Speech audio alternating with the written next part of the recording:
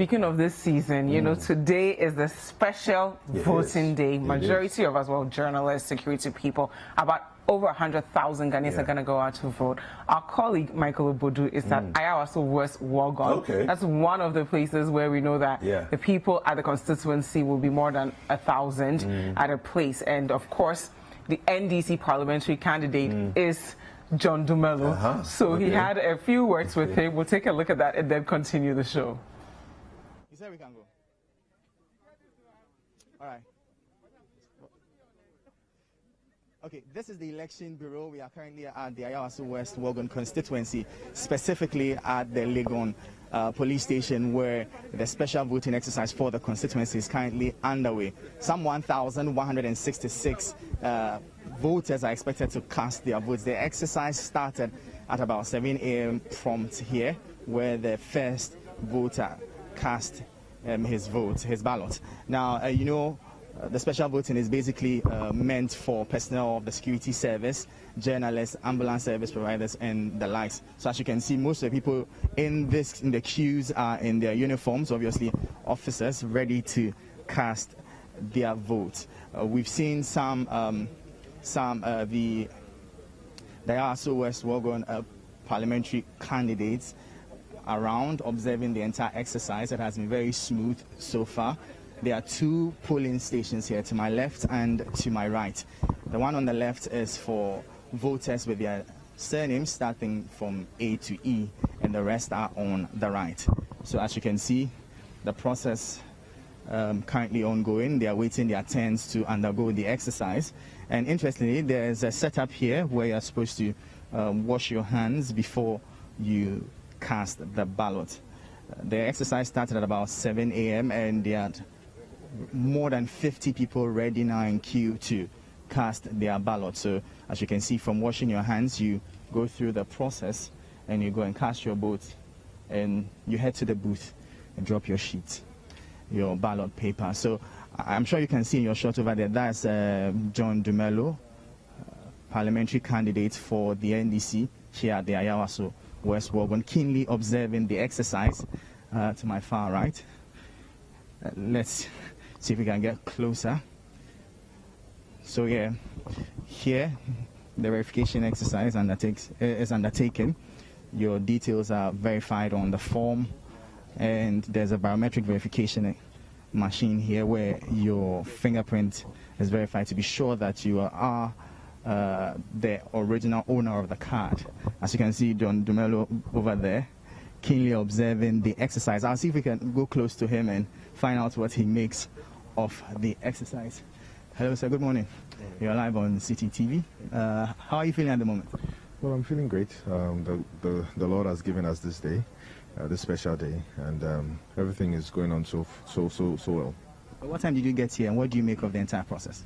Well, I got here by 5:30. When I came, some of the security personnel had started queuing. You know, I interacted with them, but I think so far so good. The process has been good. I know for a fact everything is going to be very peaceful today, and I hope that the peace that we'll enjoy today would reflect on the 7th of December. How confident are you towards the election? Well, I'm extremely confident. I mean, no one goes to an election thinking of losing. I'm going into this election knowing very well that I'm going to be victorious at the end of the day, and, you know, former president will definitely become president on the 7th of December. Okay, so today is a special voting exercise, but obviously the masses will be voting on December 7th. Your constituents can hear you right now. What would you like to say to them? Well, I just want to say that, look, on the 7th of December, let us vote for change. Let us vote for, you know, someone who can actually do the job. Let us vote for, a new wind is blowing, and that wind is literally across the whole country. And so for Ayawaso West, a lot of people have seen the good things, the good works I've done in the last 1 year, and they know for a fact that I will do more when I become Member of Parliament. I mean, even before I became Member of Parliament, the numerous projects and initiatives I've undertaken has been unprecedented. Example, the distribution of laptops and so on and so forth. And so I know that the people will reward me for my hard work on the 7th of December. We heard the Foreign Affairs Minister in the news for some time now, but some comments she made. What do you make of it? Later, make a chop the MP finish, then I go fit talk to him. All right, then. You heard the NDC parliamentary candidate for Ayawaso West Wuogon, John Dumelo. He's very confident about the entire exercise, which obviously has been going on very smooth. It's pretty orderly and calm. People are going through the exercise. Obviously, that's an officer of the prison service going through the process. He'll be handed his ballot. He'll be handed over his ballot paper in a bit to go and cast his vote. We'll bring you more updates as and when they occur. This is the election.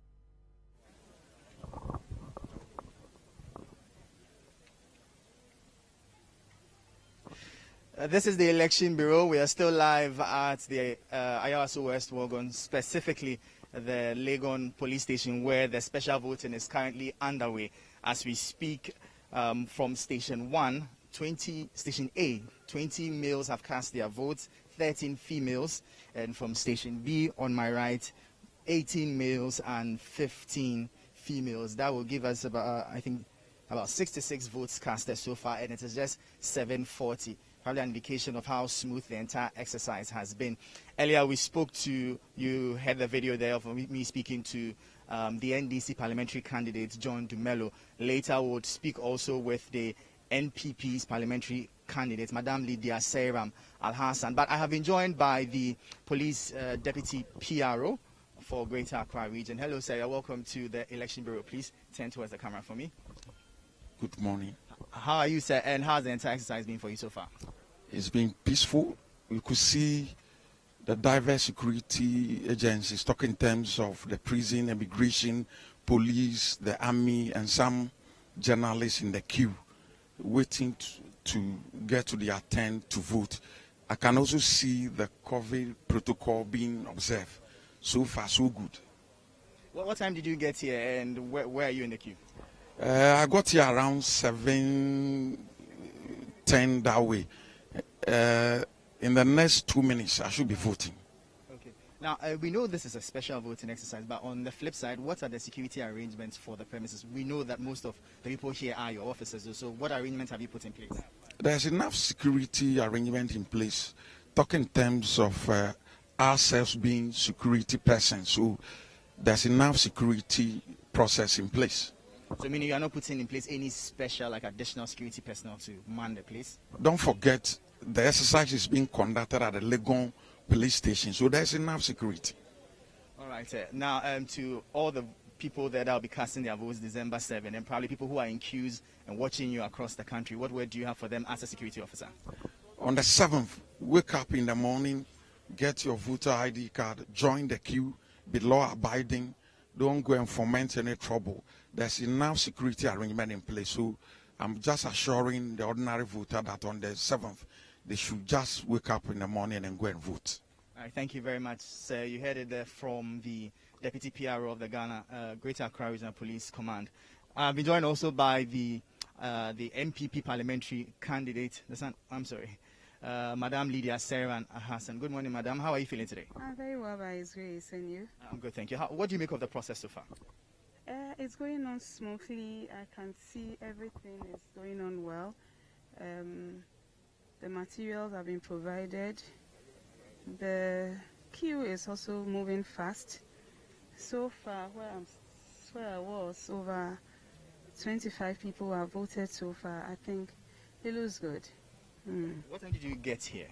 I got here 10 minutes to 7. Okay. Now, I'm sure your constituents can hear you right now. What would you like to say to them?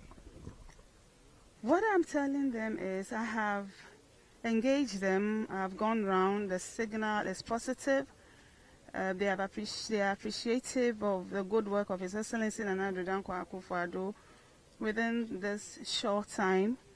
The developmental projects, the policies, progressive programs that are moving this country forward. For me, I have been MP for less than 2 years. We have really worked hard. What they tell me is they will definitely renew my mandate to continue the good work I am doing. I want to remind them that December 7th is just around the corner. please don't be deceived. Please go and vote for His Excellency Nana Addo Dankwa Akufo-Addo and vote for me. Retain us to continue the developmental projects we've embarked on. I also want to tell them, I want them to join me. In fact, I have appointed myself self-appointed peace ambassador of Ayawaso West Wuogon. I want them to join me. I want each and every one of us to be agents of peace. I am fully committed to this. I want you to join me for us all to achieve. In fact, this constituency has been a very peaceful one. But for the by-election, I want them to join me. We want to regain that good name. We don't want to be listed as a hotspot for violence.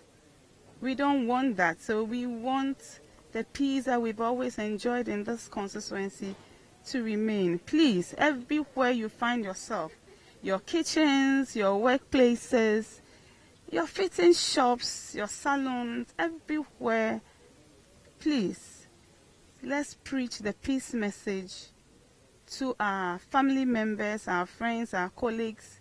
This constituency must be peaceful. Now, during and after the elections, peace to the good people of Ayawaso West Wuogon. What are your chances? How confident are you of winning this election? I am not being complacent, but it is there for all to see. I mean, it is clear. We say, in fact, one of our slogans is what? You know it, don't you? You don't know it. Remind me. Edaho. And Edaho Jane, one of our slogans is Edaho Plain. It is there, clear for all to see. We have really worked hard. And my constituents are appreciative of my good work. I have been MP for less than 2 years. It's unprecedented. I don't think there's anything much more than what I have done. I have really, really worked hard. And they have assured me that I will be rewarded for the energy that I have put in this 2 years. You seem very confident. What margins are you projecting to win by? 65%.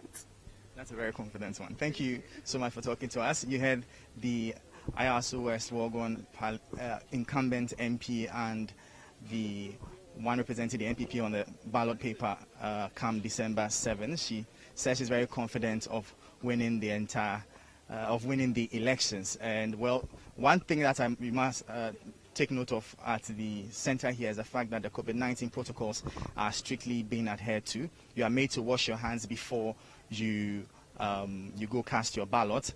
There are sanitizers on the desk of each of the stations here where you are to carry out your ballot paper. So we have the MC here. Hello, madam. Good morning. Morning. How are you doing? Fine, thank you. You're live on Citi TV. Tell me, what do you make of the entire exercise? Oh, the entire exercise has been great. I arrived here a few minutes ago, and I can see that everything is in order. Security-wise, there are security personnel, so I'm not surprised. Everything is going on smoothly. But I'm respecting and I'm really appreciating the protocols they're observing. As you can see, they are washing their hands. It's nicely set up. So I think so far so good. Ayawaso West, we are not being portrayed in a bad manner today. Everything is in order. You can see the numbers. It's very encouraging. So I think it's in order. We'll wait till it's over and then we'll know what we come up with. We all know now when you say Ayawaso West Wuogon, the image that comes to mind. Now your constituents are watching you. What assurance can you give this coming election? Oh, this coming elections, that's Monday. I'm assuring them that their safety is key. No panicking. We have put a lot of security measures in place. So I would encourage them to come out and vote. This is an example. At least what they are seeing now is what they would experience on Monday. No panicking, no fears. Come out in your numbers and vote massively. Don't let anybody deceive you that because Ayawaso is always in the news in a bad manner, it means you have to stay there. Then why did you register? You registered to vote. So please come out and vote in your numbers. I assure you, I'm the head of security in Ayawaso West, and I'm assuring you all of your security. Please and please and please come out in your numbers and vote. Thank you very much, Madam MC. You're still live at the Legon Police Station, where the Ayawaso West Wuogon special voting exercise is currently underway. It's been very smooth so far. Over 60 people have cast their ballots. The entire exercise has been smooth. COVID-19 protocols are being strictly adhered to. We are still watching the Election Bureau. We'll do well to bring you more updates, speak to probably some voters and EC officials also to give us updates as to how the process has been and what they make of the entire exercise. Stay with us.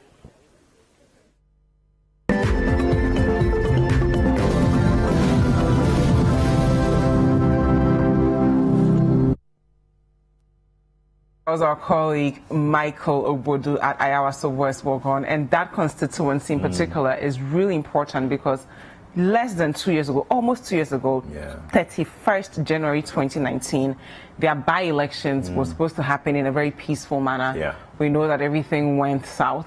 A member of parliament, Sam George, got slapped. Some people were injured. So it's so refreshing that almost 2 years later, you see the NDC parliamentary candidate, John Dumelo, standing there by himself. He's not with any thugs. You see the NPP parliamentary candidate, Lydia Al-Hassan, also by herself. And I'm hoping that this will be replicated, not only in Ayawaso West Wuogon, but other constituencies across the country. Yeah. All right, so our colleague Philip Nilate is with us from Amasaman. Philip, good morning.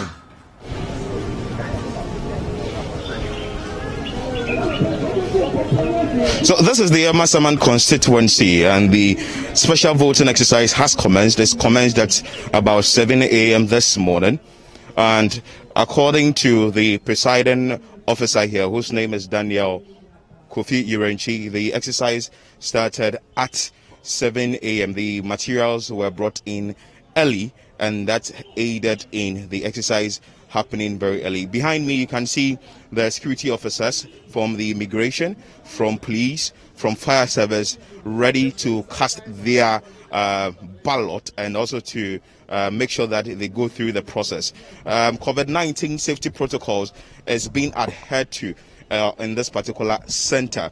Also, with the situation here, we have 496 individuals who are expected to cast their ballot today. According to the presiding officer, about over 30 people have been able to go through the process. I'll move close to him and speak to him briefly, ask him what the process is. It's very interesting.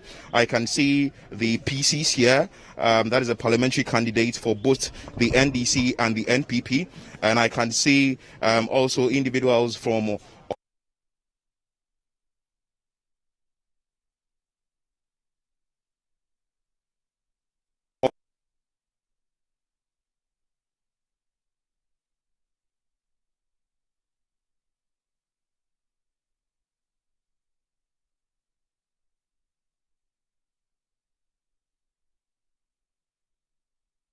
Thank you very much. your name, sir? I'm Daniel Kofi Irenchi. Okay, and so far so good. Who are you here? Let me put it that way before we move to the process. I am the presiding officer, and also have to oversee whatever is going on. See to it that the election is conducted with free and fair, and also observing all the social protection, social distancing protocols. How is the process going so far? So far so good. Everything went on well. We had our materials in time, and also we set up the center around 5 a.m. and by 7 o'clock we were able to start. And so far about 40 voters have already cast their votes, and it's still going on. It has been generally peaceful. I can see that the social distancing protocols too has been fully observed. Yeah. And also, it's something very interesting that Ghanaians want to know. We can see behind us the MPP parliamentary candidate, whose name is Dziffa and David Sakyi, being one of the polling agents. Is this allowed by law for the PC to be here? Yes, the candidate he is contesting, and the law, the CI 127, allows that the candidate can be an agent, or he can bring somebody to represent him. So if he chooses to be an agent, the law permits him.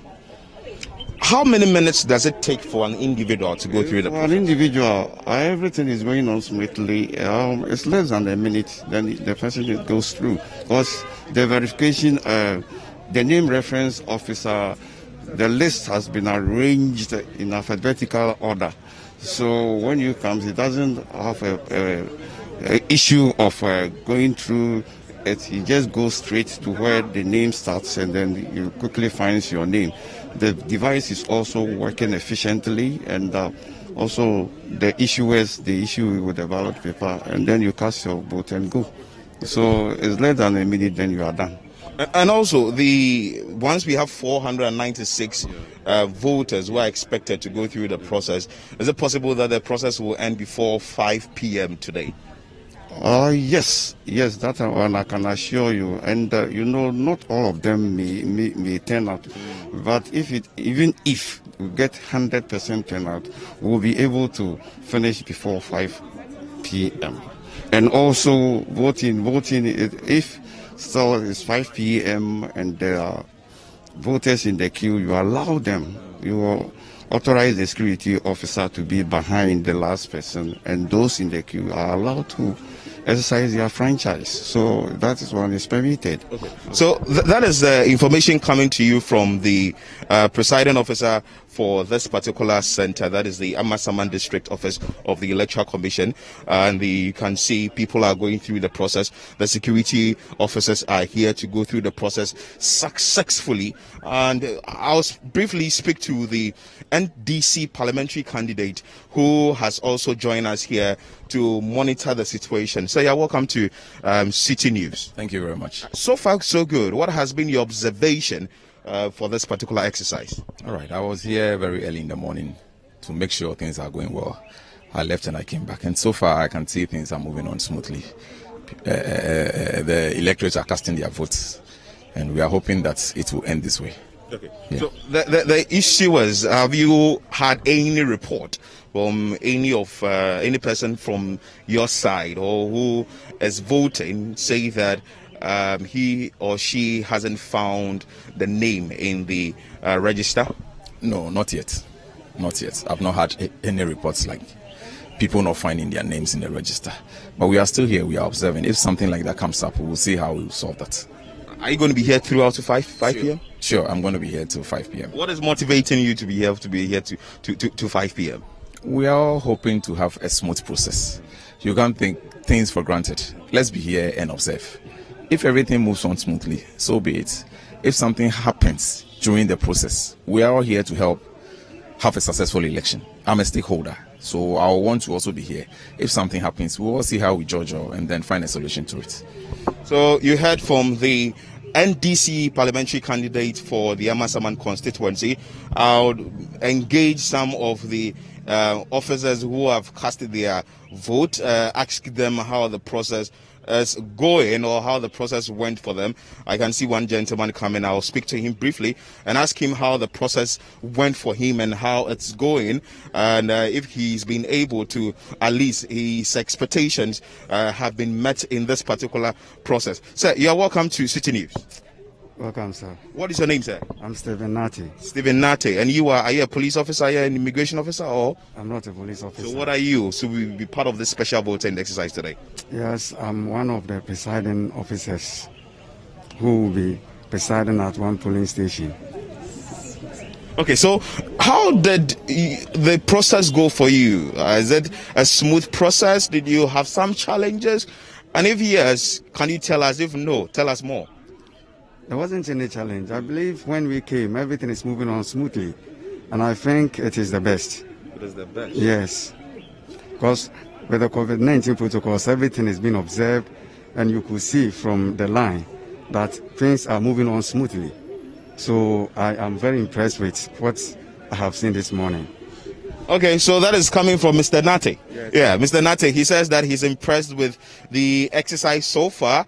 and I can tell you that everything is moving on smoothly here. One will say that because they are security officers, they are people who are in the security agencies, so definitely they will comport themselves well. We don't have any casualty. But let me move to the NPP parliamentary candidate. He's observing the process very well, being a polling agent for this particular constituency for the NPP. Though he's busy, I'll try and sneak in and speak to him briefly, find out what he makes of the process and how the observation has been so far. Hello, sir. Yeah, welcome to Citi News.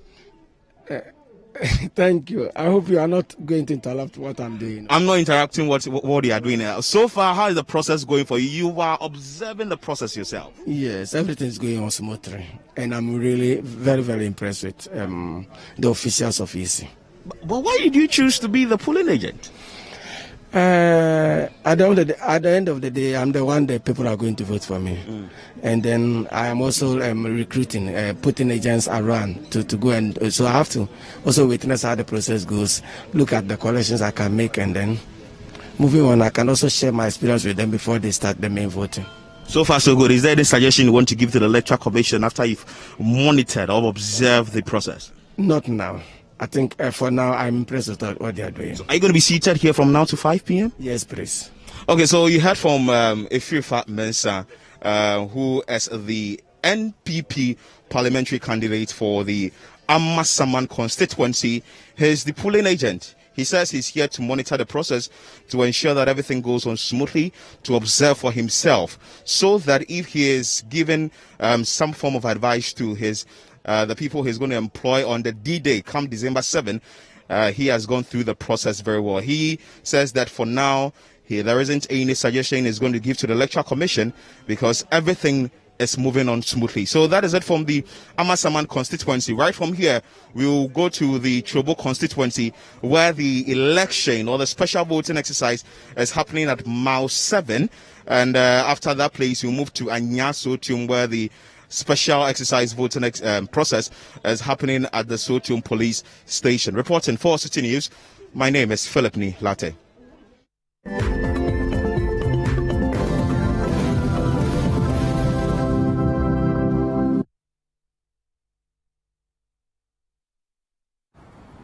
All right, so that's it for some of the happenings around the city.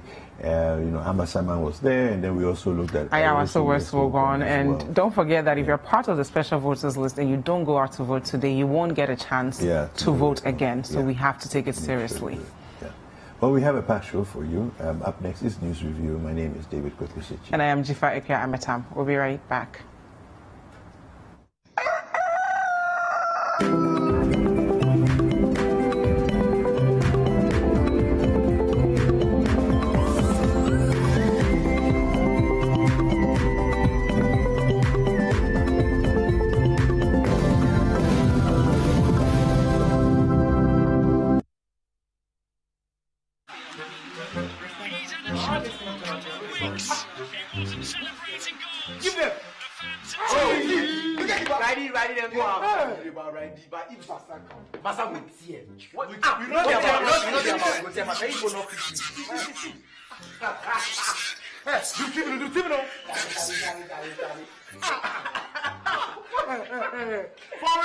What does he want again? To bring back 4 solid years of doing so. Maybe to create loot and share, or hand over the country's entire box to his brother. See, incompetence again. No way. We've come a long way to take any race. Charlie, see, we can't afford to lose 1 D, 1 F, 1 constituency, 1 ambulance, 1 district, 1 warehouse, 1 village, 1 dam, 1 boy, 1 girl. Cool down. Napku. Something for food and jobs. See, if we agree house farming, then you pretend. Ale. Ganaka. You boy forget the almighty free and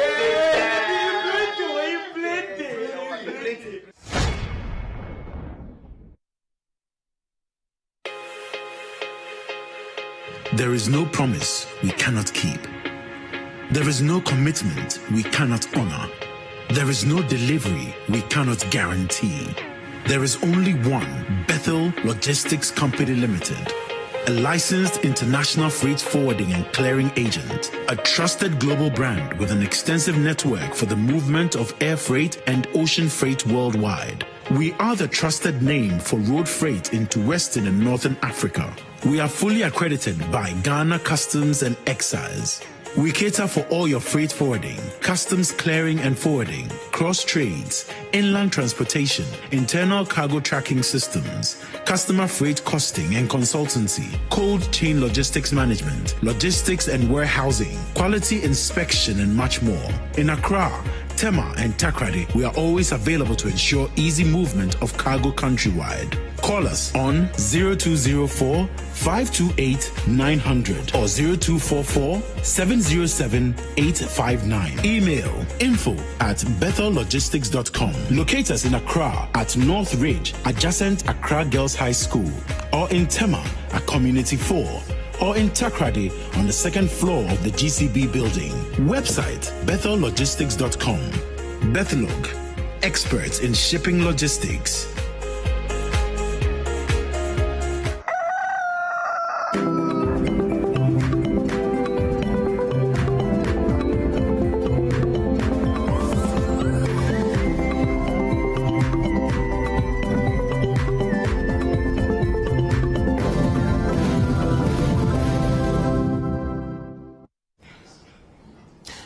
This is the Elections Bureau, 6 days to election, but of course today is very crucial.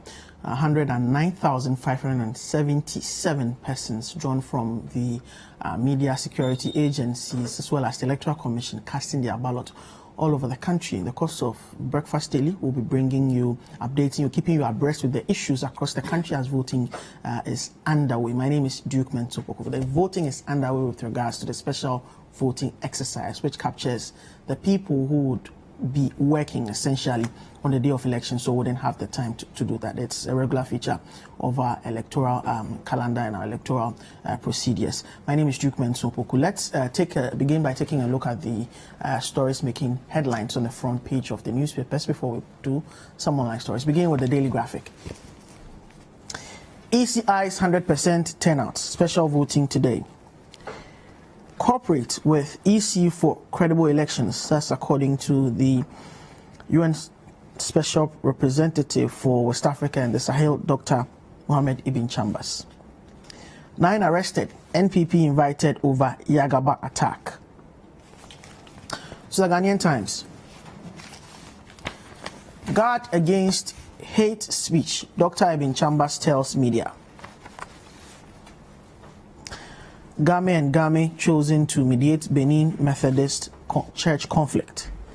Special voting takes off. 17 million to cast vote on December 7th. That's according to the Electoral Commission. And Adan chiefs root for Adan to become Africa's salt production hub. To the Crusading Guide. December 7th polls. Just Drop Mahama campaign hits Ashanti region. Upon Nkrumah Mike Okoye shake Dome Kwabenya with massive victory rally. Trouble looms at Ofuman as families install 2 different chiefs. Exceptional cost must be factored in deficit calculations. TechPet charges government. Songo Salt project to create over 600 direct jobs for the youth. To the Finder. Vote number 1 on December 7th to choose development over retrogression. That's according to Vice President Dr. Mahmoud Bawumia. We are confident voters will renew our mandate. The NPP. Here comes the picture of Sheikh Dr. Mustafa Hamid, Minister for Zongo Development, Deputy Campaign Manager for the NPP. Persons whose names are missing to vote. EC. Government finds alternative to Okada. That's according to the Chief Executive Officer of the Coastal Development Authority, Jerry Ahmed Shaib. Let's do some online stories now, beginning with citynewsroom.com. Speaker recalls MPs from recess, sittings to commence on December 14th. Police personnel received election duty allowances and not bribes, IGP replies Mahama. 24-hour results declaration possible to Electoral Commission. Story called from the EC's press conference yesterday. Over 109,000 to participate in special voting exercise today. NDC supporters storm police station over arrest of Bono East parliamentary candidate. Some business news now, citybusinessnews.com. Ghana Ivory Coast to cancel all cocoa sustainability schemes of chocolate maker Hershey. NEDS to improve standards certification and conformity management in export. That's the National Export Development Strategy. Energy Ministry begins community engagement for 20,000-acre petroleum hub set to be developed under the Petroleum Hub Corporation in the Western region. SIC to pay GCB bank claims after Saturday's fire. Stakeholders in garment industry to boost sector through skills development. To myjournonline.com. Anglo Traditional Council outraged by announcement of final burial rights for Rollins.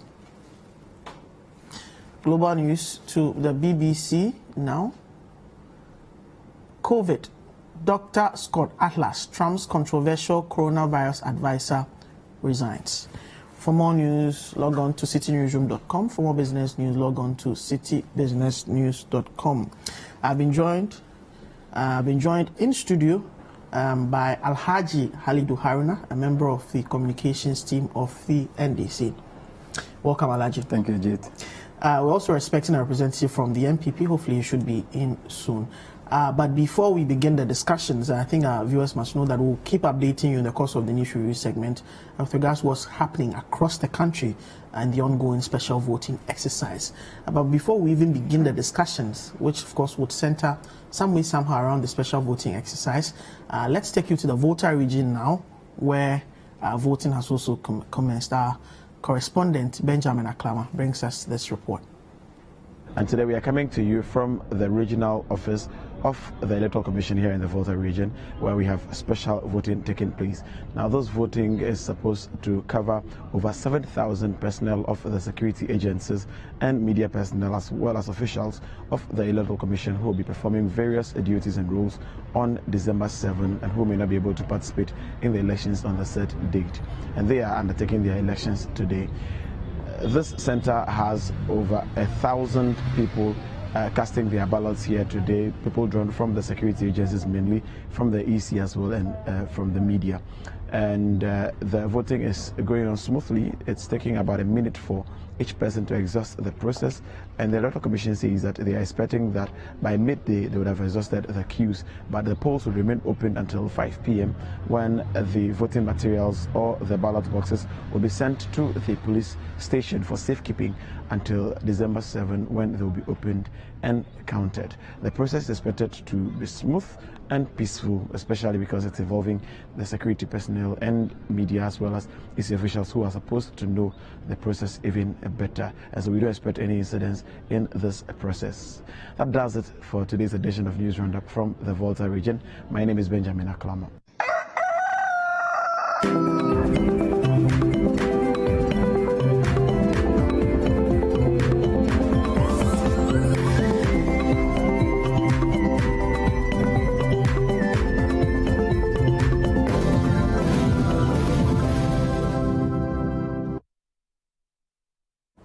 Welcome back. This is the news review segment. Benjamin Aklama there, bringing us up to speed with what is happening in the Volta region. Let's begin by discussing what's happening, of course, the preparations that have been made, as well as what to expect in today's special voting exercise. Story from the Daily Graphic says special voting today, ECI's 100% turnout. Now, the Electoral Commission has said it expects a near 100% voter turnout in today's special voting exercise. Now, declaring that all was set for special voting today, the EC chairperson said polling officers had been recruited and trained and that all materials had been distributed in sufficient quantities and biometric verification devices prepared and deployed. Quote, in total, 109,557 people made up of security persons, media people and staff of the EC applied to take part in the exercise in the 275 constituencies. It is instructive to note that it is the highest number the Commission has recorded for special voting in its history, she said. Significantly, she said this year the EC provided the special voting list to representatives of the institutions whose staff applied to vote in that exercise. It was, however, unfortunate that some of the applications received for special voting could not be considered as a result of the late arrival and the freezing of data after processing. Mrs. Mensah urged the public to disregard information on social media that the EC had prevented the security agencies from registering. Another issue of contention, missing names. Beyond the over 70 million names in the voters register, she said 830 names were found to be missing, but they would now be allowed to vote after their names had been discovered through a thorough examination. She said that the affected voters were in 38,622 polling stations across the country. Mrs. Mensah said the list would be published on the Commission's website for public access. Let me begin with you. Of course, you're the only guest I have in the studio now. Alhaji Halidu Haruna. 4 years ago, you were a candidate in Ablekuma Central. Yes.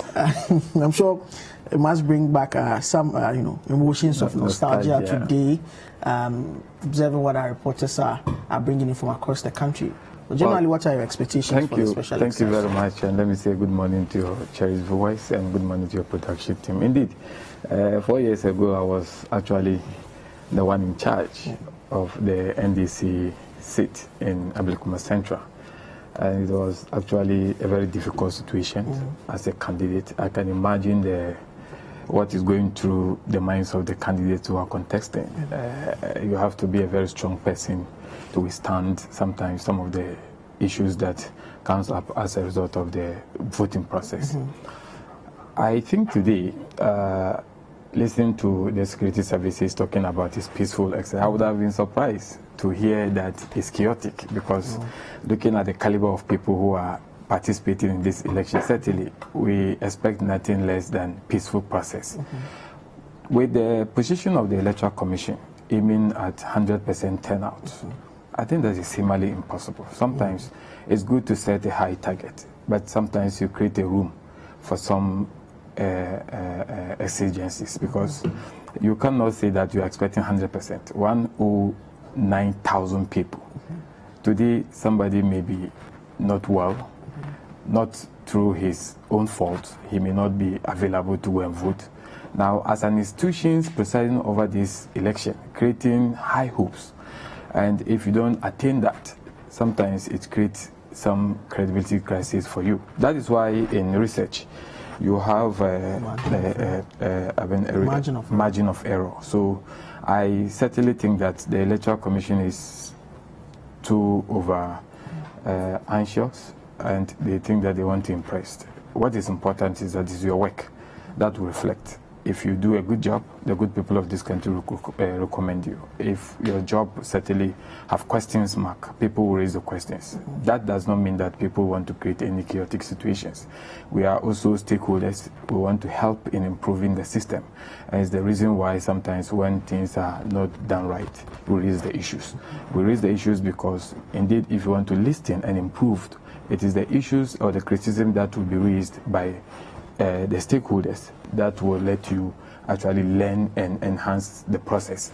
So for me, I think that today is a beginning of the process to change the New Patriotic Party. I do not think that the people of this country are excited about their governance system, the way they are operating. I do not think that we would want to see another 125 ministers appointed and then 54 coming from family and friends group. I don't think that the people of this country will be impressed to have such a government again. I do not also think that we will be excited to repeat the same government that promised to come and fight corruption, and today they are wallowing and swimming in corruption. They even lost their credibility of responding to allegations of corruption against the sitting president, he himself, who claimed to be incorruptible. Here we are. Now the argument will be made that almost every year allegation of corruption against the president or the MPP, directly or indirectly, there have been some form of a probe into it. The president has directed some form of a probe into it, and the president in and of himself cannot. You have the structures of the judiciary which are supposed to, of course, another state institution that are supposed to do that. And in respect of that, all those processes have been satisfied.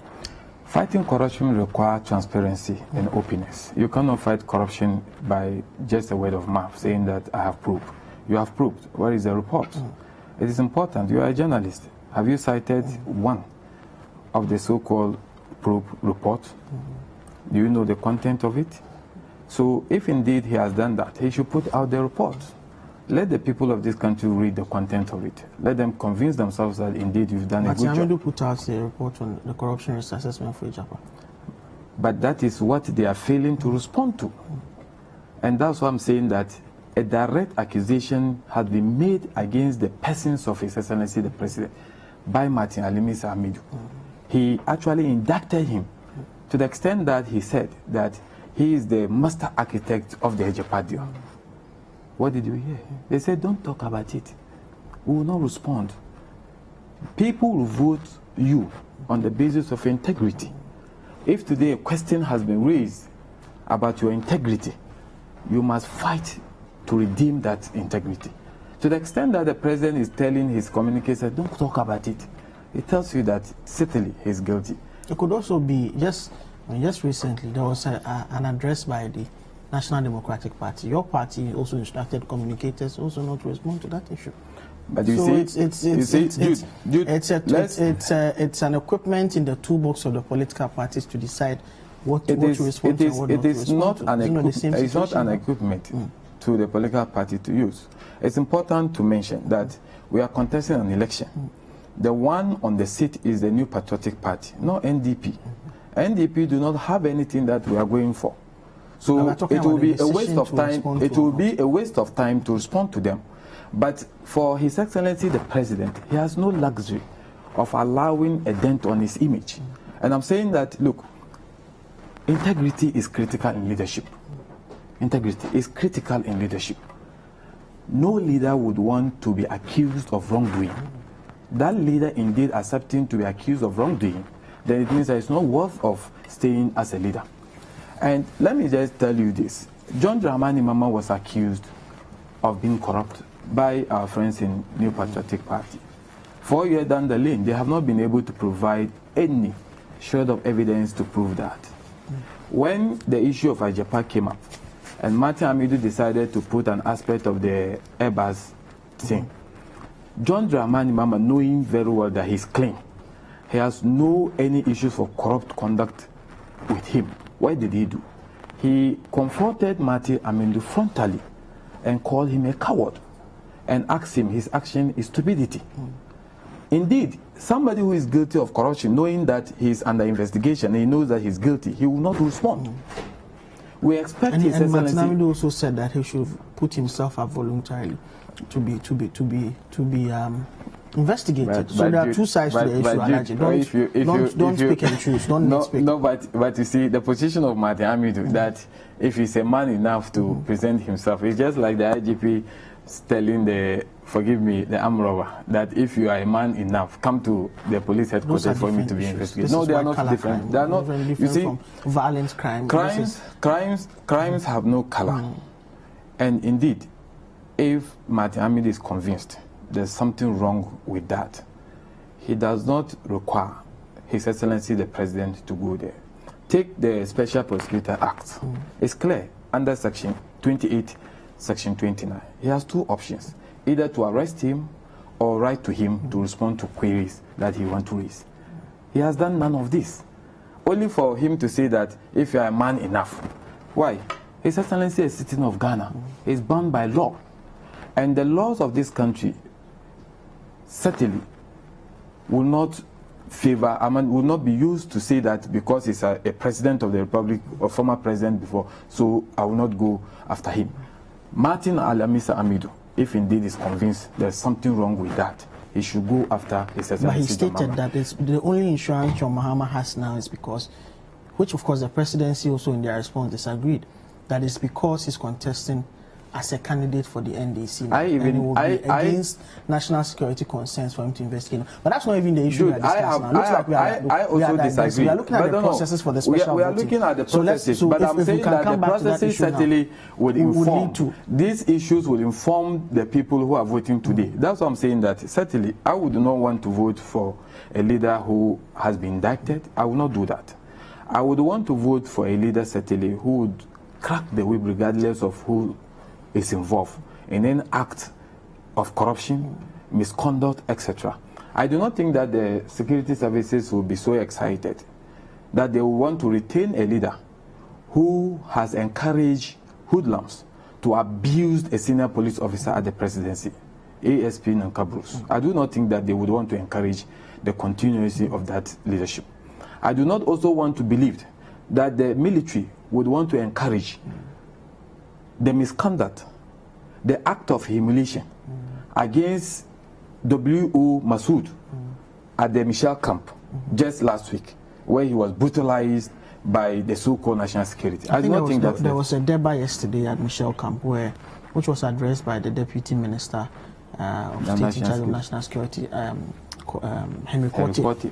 And they spoke to them about the difficulties and what must have accounted for that. And it looks like issues are calm now. This is an aberration of what Jude, I think that you have to have your ears there. And to tell me that issues have calmed down, it is to beg the issues. Issues having calmed down, the soldiers are humiliated, they feel disrespected.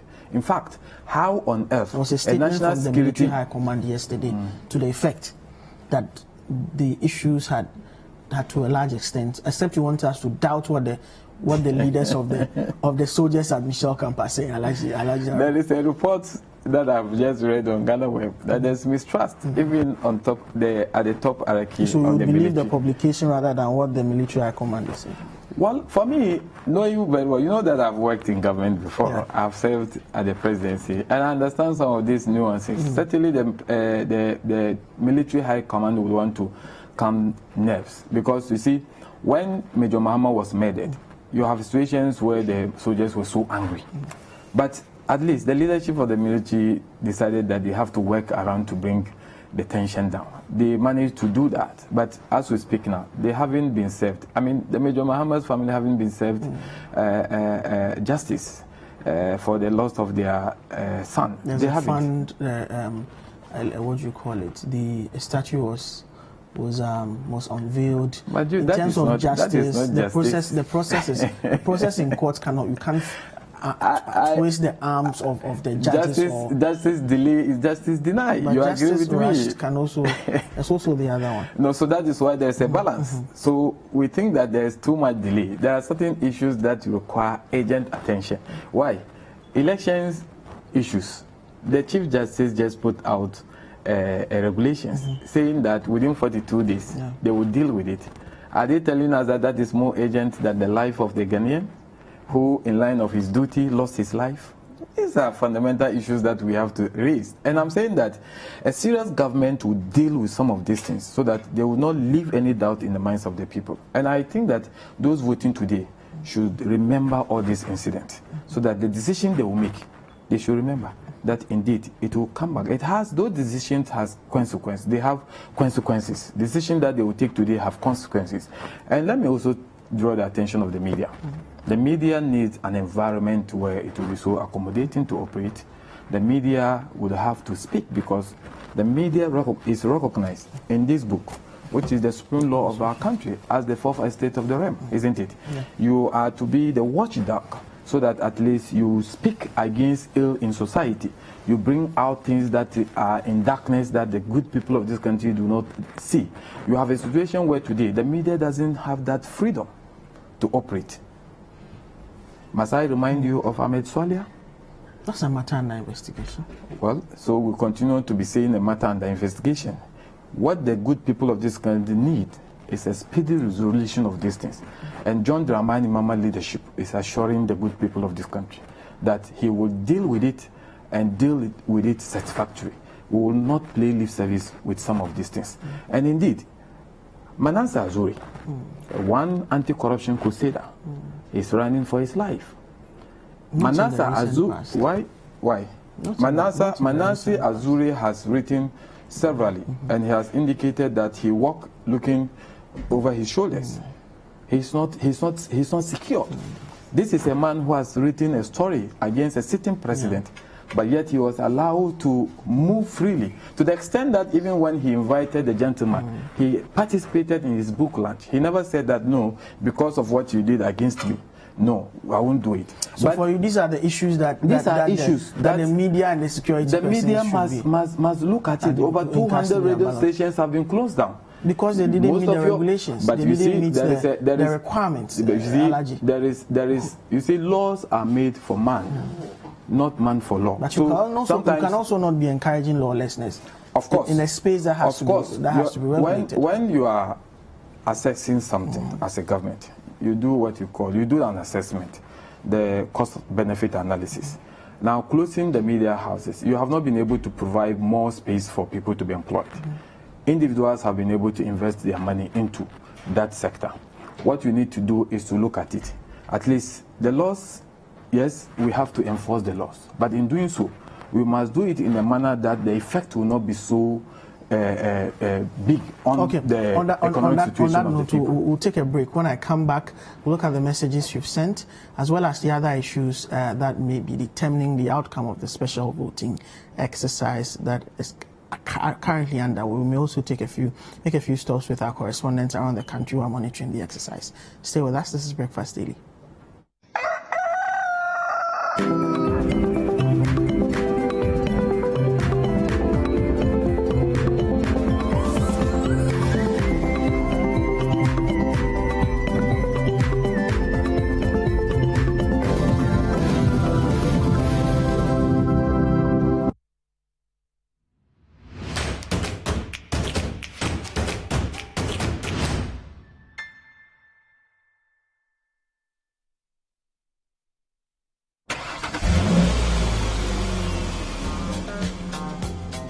Speed thrills, but it kills.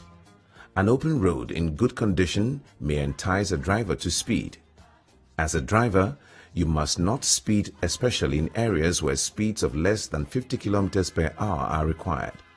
Road engineers sometimes construct speed humps in an effort to make drivers reduce speeds, especially in residential areas, commercial areas, and near schools where speeds of less than 30 km per hour are required. If you are driving in such areas, please slow down so that you can bring your vehicle to a stop when you have to. Stop road crashes now. Stay alive.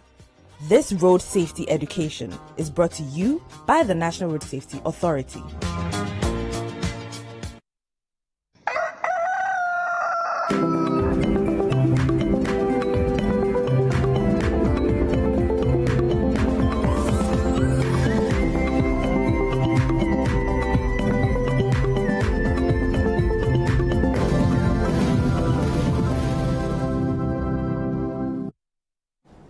Welcome back. This is Breakfast Daily News Review segment. My name is Duke Pensopoku. I have in studio Alhaji Halidu Harun. I've also been joined by Dennis Miracle Sabwaji, member of the NPP Communications team. Welcome, Dennis. Thank you, Duke. Okay, so we would, as promised, we're still going around the country, crisscrossing, finding out how the special voting process, which is underway, started a little over an hour ago, is going on across the country.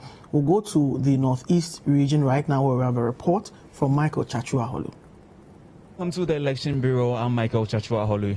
I'm currently in the Techiman South constituency within the Bono East region. And as you can see, the voting processes has started. It started at exactly 7.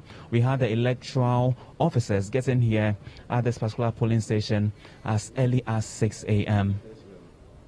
I've just been joined by a gentleman who just exercised his franchise, and he's here to interact with me. Welcome to Citi TV, sir. Thank you. Please, what's your name? My name is Victor. Victor. Yeah. Okay, so Victor, how early did you get here to exercise your franchise? But I was here as early as 4:20 a.m.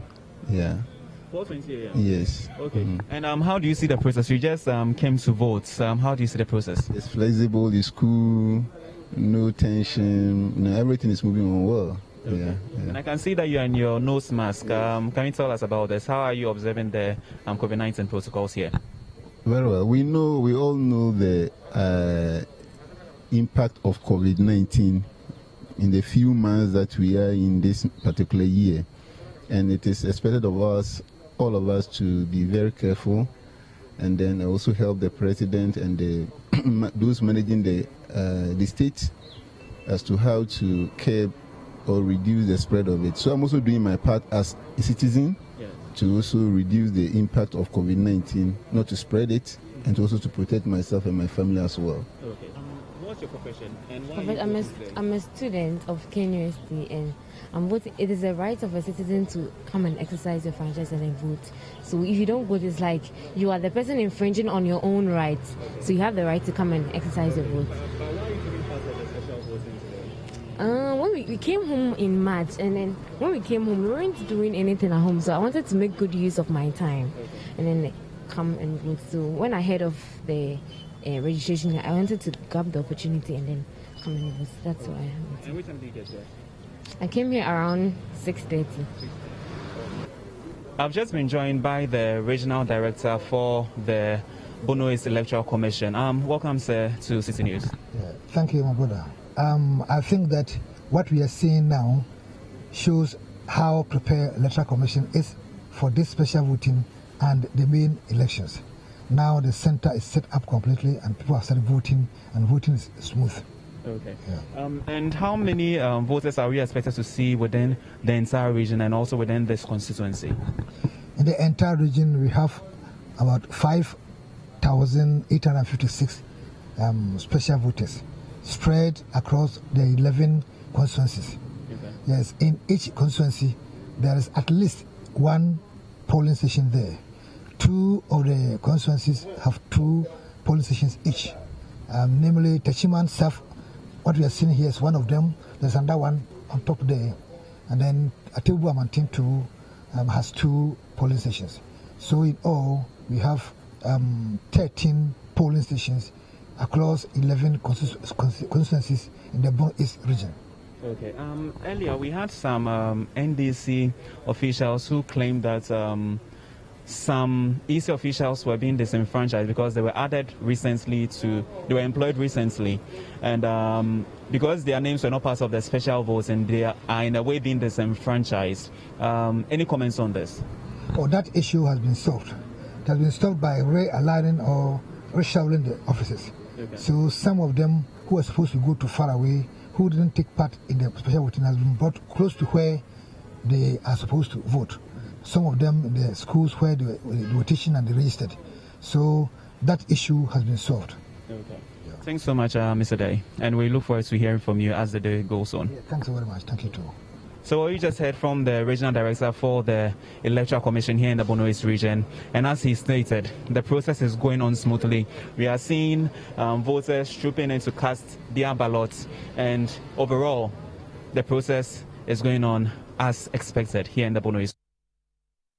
Citi News' Bono East regional correspondent, Michael Chachu Aholo. So we'll still stay with the special voting exercise. Now, ahead of the exercise today, John Dramani Mahama, the candidate of the NDC, spoke yesterday, released a statement, and a story held from that statement reads from CitiNewsroom.com that the National Democratic Congress presidential candidate John Dramani Mahama has asked personnel of the security services to vote for the party in the upcoming special voting exercise. The former president, in a statement, highlighted a number of challenges that should deter personnel of the security agencies from voting for the governing NPP. He says, "You all know the current sad state of affairs in our beloved country. The living conditions of Ghanaians continue to worsen. Economic hardship is the order of the day, yet this government has turned out to be the most corrupt in the history of our Fourth Republic. Ghana is now ruled by a small cabal of family and friends who have no respect for laid down procedures. As a result, the Akufo-Addo government has sacrificed time-tested conventions, rules and regulations in security services in all sectors of our nation, making a case for his re-election. The former president indicated that he will ensure the depoliticization of the security services and restore both discipline and transparency when voted into power." Another related story, this time from the IGP, says the police administration story says police personnel received election duty allowance and not bribes. IGP replies Mahama. The police administration on Monday debunked assertions being peddled by the flag bearer of the NDC, John Mahama, who said on one of his campaign tours that the officers were being bribed to vote for the NPP. Quote, I have received information that officers are being bribed with 1,000 cedis to vote for NPP. If you have performed, you will not be paying to be voted for, Mr. Mahama, who's also a former president, said. But Mr. James Opomwenu, the IGP, in an interview with the GNA, said those assertions were palpable falsehoods, unfounded, calculated to denigrate the institution of the police service. He explained that the monies given to the officers were their election duty allowances, which hitherto were paid after the officers had completed their election assignment, sometimes affecting their morale in the performance of that special national duty. Let me come back in studio and engage Dennis on this matter. First, the Electoral Commission, as we've seen from our reporters across the country, began rolling the exercise so far incident-free. John Dramani Mahama is urging the security forces to vote for him and to vote for the NDC because the country is in a sad state of affairs. There is corruption and he believes that he is the person to change that. First of all, what do you make of the process ongoing so far and the comment from the NDC flag bearer canvassing for votes for on his side going into the election? Luke, thank you for having me, and a very warm good morning to our cherished listeners, especially our cherished viewers, especially my people in Latte who are plugged in. Yes, I mean, at this time they plugged into the information center and everybody is listening. It's quite gratifying to know that you have a whole community listening to Citi TV as we speak now. And apologies for coming in late. We really sincerely apologize for that. And I'm sure Alaji should be moving out now because that's all he has to do. It's no fault of his. Anyway, I agree. Alaji, good morning. Good morning, Dennis. I think so far, so good. We must commend when commendation is due. If we listen to the reporters across the country, for the process, we've had no incidents. I hear it started on time. Before I moved in from Latte this morning coming, I noticed that the polling stations have their materials, some as early as 4:30 a.m., 5 a.m., which is a very good indication. At least we don't have the situation where they say we are here, they are not there, or they are here but they cannot find ballot papers, or that sort of thing. Those are very difficult situations to deal with. We haven't had any complaints on the Electoral Commission, and it's very good news to hear even voters commending them and saying that they are ready. That is one very good thing. The other down part, which we must all acknowledge, is the part where we still have some security service personnel and some media people who were unable to capture their names in the special voting register, for which reason they are not voting today. But that's something that I believe about 2 or 3 days ago, I heard the chairman of the commission actually acknowledging that and regretting same. I heard it quite clearly where she indicated that media personnel who show up in the police stations with accreditations or anything to show that they are working on the D-Day with the Electoral Commission or any of the activities should be given priority and go ahead of the queue to also vote. But the process of their eyeing 100% turnout is realistic. Yes, I mean it becomes very strange if for security personnel and media people we don't get 100%, because these are critical people in our democratic process. Unlike my cousins and aunties and maybe in Frano, the village somewhere, who really at some point can say they cannot be bothered. They are the people that you need to educate and sensitize on voting. But for us media people, see the way we are even fighting to have our names in, and we are complaining. My expectation is that every police station should have 100%, unless, of course, someone has passed in the past few days or someone has been taken critically ill. We should have everybody, turning up to vote. It will be quite worrying if we get a high absentees vote from there, because it will be sending a very wrong signal to us. You guys are the ones who call us here, and you are the ones, you have several programs on TV, radio, sensitizing voters and educating us on how to vote and what to vote for and all of that. So we're expecting you to turn out and go and vote. With the security officers, I think today they are leading a very important cause, and we are calling on all of them. For us in the New Patriotic Party, we are very confident of our achievements. We are not interested in turning around and pointing fingers. as the NDC will do. So you have politicized the security services. We are telling performance there has been abysmal. That's what candidate Mahama said. We are telling them that they are in the service. Unlike us who are listening, former President Mahama is speaking about them. So they know it better than all of us. And so if what former President Mahama is saying is true, they will know. He says he's been a former commander-in-chief. Yes, so fortunately. He appreciates the issues. But he's no more, so he will not be able to understand the issues as they are now. He's an ex-commander. And so a lot of things have changed, which he probably has no idea about.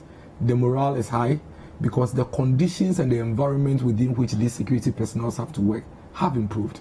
If you go to the soldiers, the Burma camp and the defense ministry, in terms of accommodation, the level of improvement in terms of the accommodation has gone really, really high.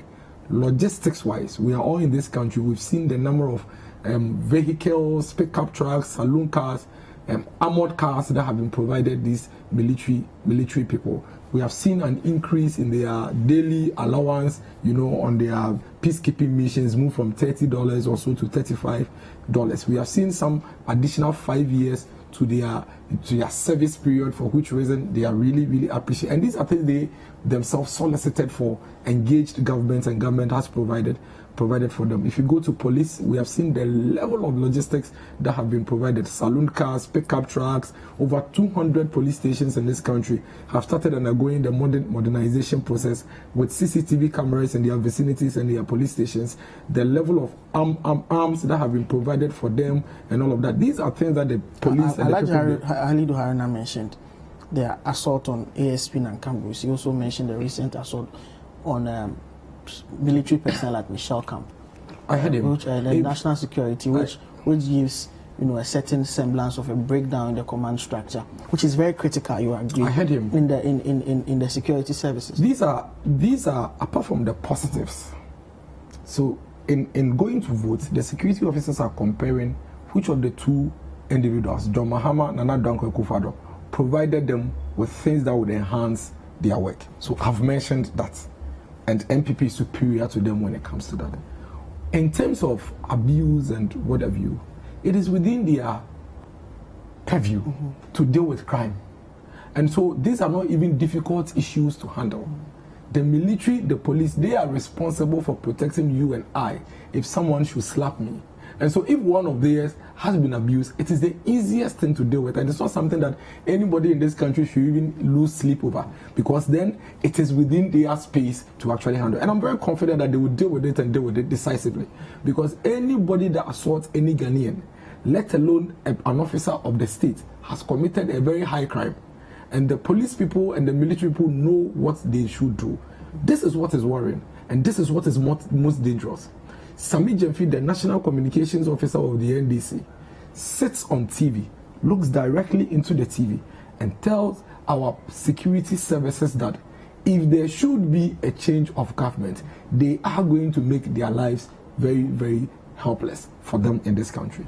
What is worrying is when the Member of Parliament of the NDC, Honorable Sam George, points his fingers into the eyes of a police officer in the full glare of everybody at Ayawaso and tells him that you wait, very soon power will change hands and you see how we are going to deal with you. When the former president are condemned now, when the Ayawaso West Wuogon incident, the white paper mentioned it, nothing was done about it. I agree. Those are condemned. So hold on. I am telling you. Hold on. I am the same way you brought Nanka Bruce.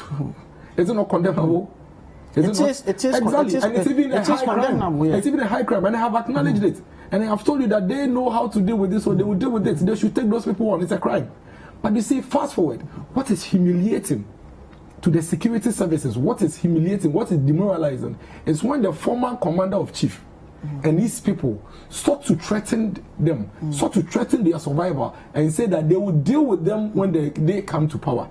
You heard and you've seen former President John Mahama's video, where he's telling everybody in this country that Nana Dankwa Akufo-Addo has bribed the security services for them to go and vote for him. He even said, he went ahead to even say that the secessionist activities going on in the Volta region, the security services are behind it.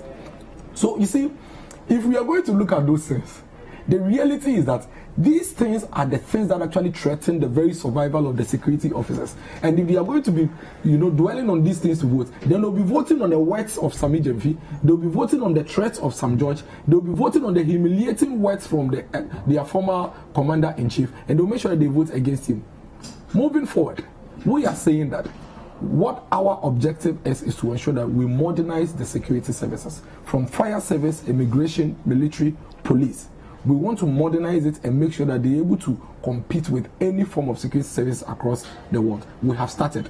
We are improving on infrastructure, we are improving on their conditions of service, we are improving on technology for them, and we are working on this in tandem with them, the security services themselves. They should trust in us. They should believe in us. They should believe that when we say we are working with them, at least with the little that we have shown, it's enough to prove to them that we are working with them. We are not threatening them. I haven't come to Citi and say that any assault on anybody is justifiable. Yesterday, the National Security Minister was at Bema Camp to sort of have a conversation with them. We haven't pointed our fingers into their eyes and into their faces.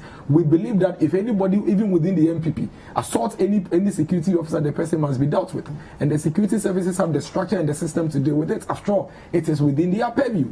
And so, the difference between us, the MPP, and the NDC, this morning, as the security officers go to vote, are these things that I have mentioned. But most importantly, as they vote based on all the welfare issues and issues that affect them, we're asking them to also look at the bigger picture. The bigger picture being that their family members who are in the villages, their family members who are in their hometowns, their family members who are back home and survive on national health insurance, and survive on NAPCO, and survive on free senior high school, and survive on planting for food and jobs. These people are looking up to them this morning, and that their vote for or against Nana Addo Dankwa Akufo-Addo will determine how these programs will go forward as we move on as a country. And that if they vote for Nana Addo Dankwa Akufo-Addo, then they are protecting their own livelihoods and protecting the livelihoods of their families back home. Very well. So we'll take a couple of messages and we'll move on to our last issue for discussion. Because if you have any comments, you tie that in with that one. So this one from Camille Yasaba in Tamale says, good morning, Duke. Ghanaians will trust this current administration despite the accusations of running family and friends government. A. Farouk from Tamale says the EC chairperson must ensure a credible election is conducted without any blemishes or mistakes. Next issue for discussion has got to do with the 2016. Okay, we have one last one here. It says, exactly 6 days to election, my fellow Ghanaians, Akufo-Addo is the candidate to whom there is hope. The future of your children is at #1 on the ballot. Our research indicates MPP will win 2020 polls by at least 10%. Mustafa Hamid. The New Patriotic Party expects to win the 2020 election with at least 10 percentage points, according to the Deputy National Campaign Manager of the party, Dr. Mustafa Hamid. Surveys like the Political Science Department of the University of Ghana have predicted a comprehensive win for the governing party. The department survey, for example, predicted a 51.7% win for the MPP, whilst the NDC is expected to follow with 40.4% of the total votes cast. Speaking at a press conference on Monday, Dr. Hamid said the MPP expects an election victory along these lines. To quote him, says, apart from those polls, every serious political party does its own research periodically, and all the research we have done thus far shows us that we are winning the election by at least 10 percentage points. Alaji. Jude, I think that first of all it's important to clarify some issues that he has raised, which is misleading, and then trying to create an impression that the NDC has threatened the security services. Indeed, we are a responsible political party. We don't threaten security services. Are you dissociating yourself from the comment Sammy Jemfi made? Sammy Jemfi's comment is in context of those who are expected to be professionals, security service people who have failed and they are showing partisanship.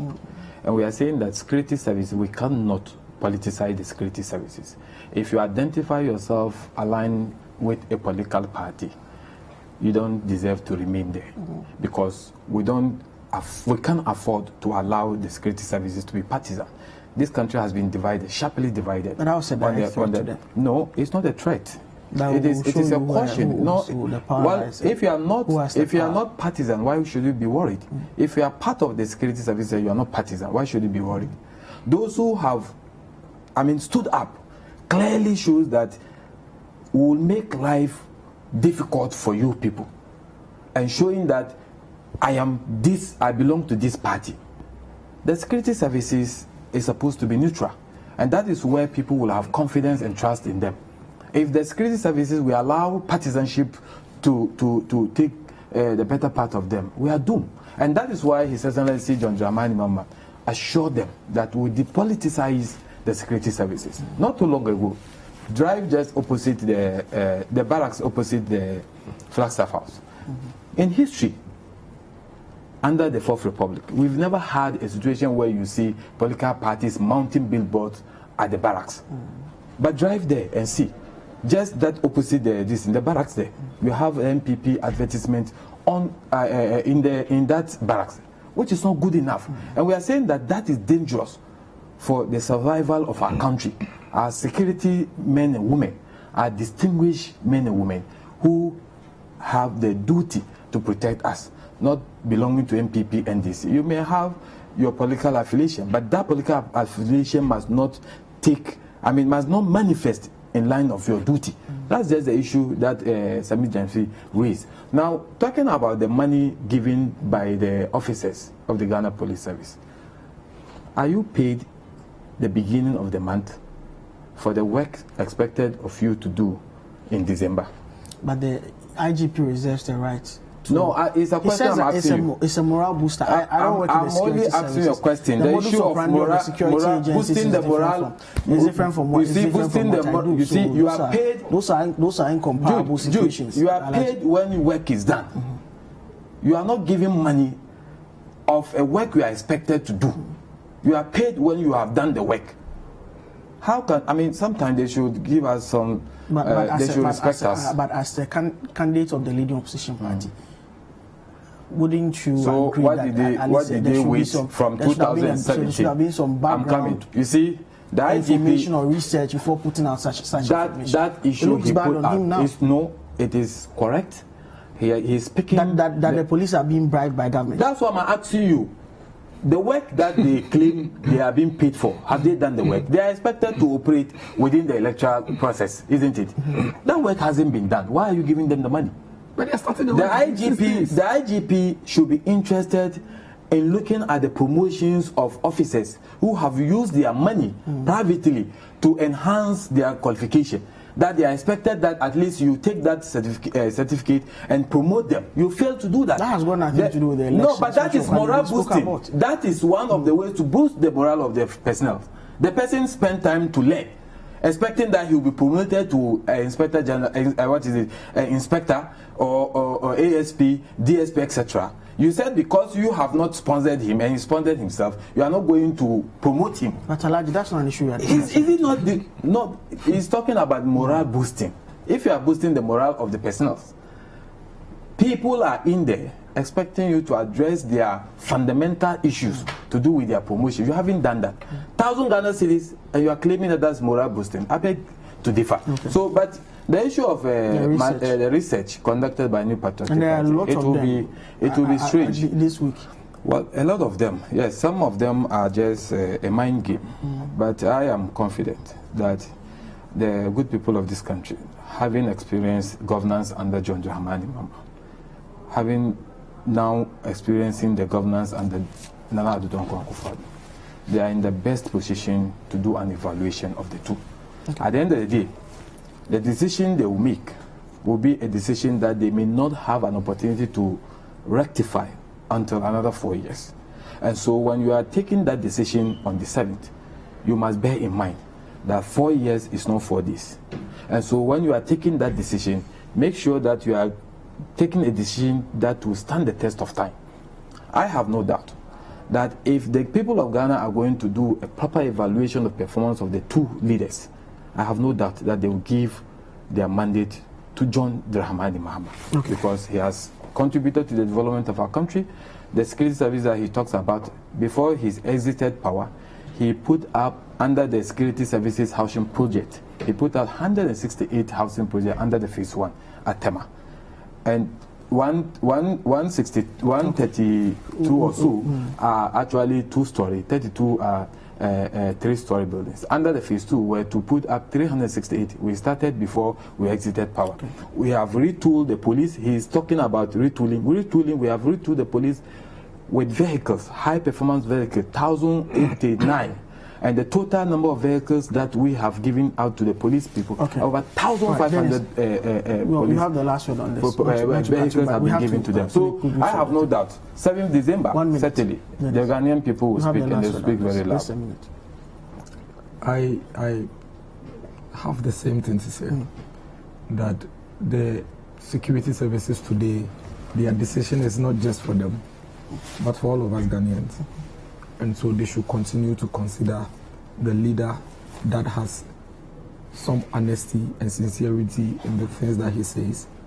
In the last 3 minutes that Alhaji spoke, he has sought to clarify almost everything that they say, and has sought to change his stance on almost everything that the NDC have said, including even what the former president himself says. This morning, I don't know if you've heard, they have done a review to their manifesto.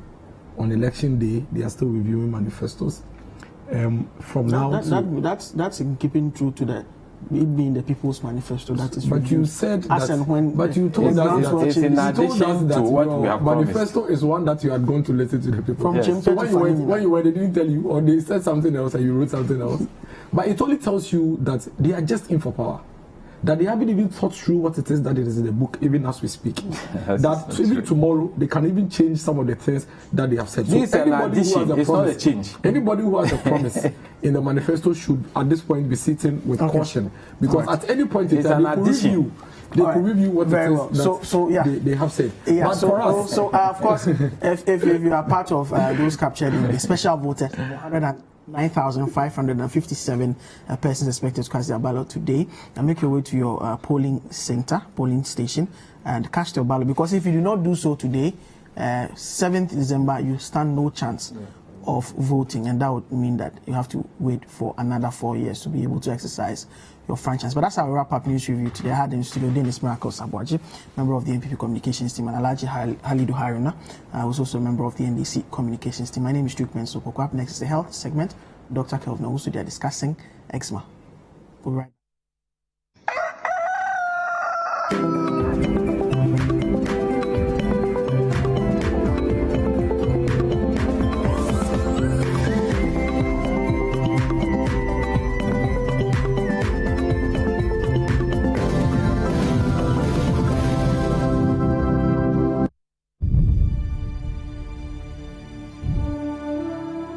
I remember it was a painful 4 years.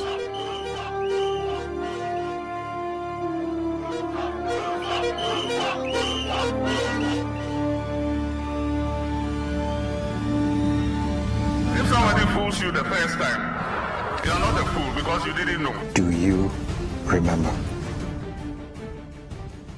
From a free Jumunia says, na me ton pia water ni nyina madwuma nyina say na even the medical na ho de mame. Out, we couldn't have enough time due to the light out. We couldn't have enough time to study, so we wait for daytime to study. It's I'm doing something. So now you say you see touch and I say you be saying I thought you say bright it is a normal light no. It's not affecting your students. Before no, I do so no over 250 the next day. Me do like you do near sope. Na 15 the grass and so. Yeah, my light, yo, Echna Beba, at the Chebejina stretch Beba, ma. Then minister call Dr. Kwabradonko.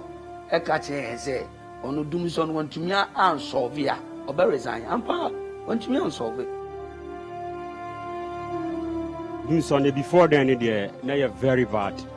Oh yeah, you might cry, ship a better crime, if you ever say Nina, very bad, so terrible.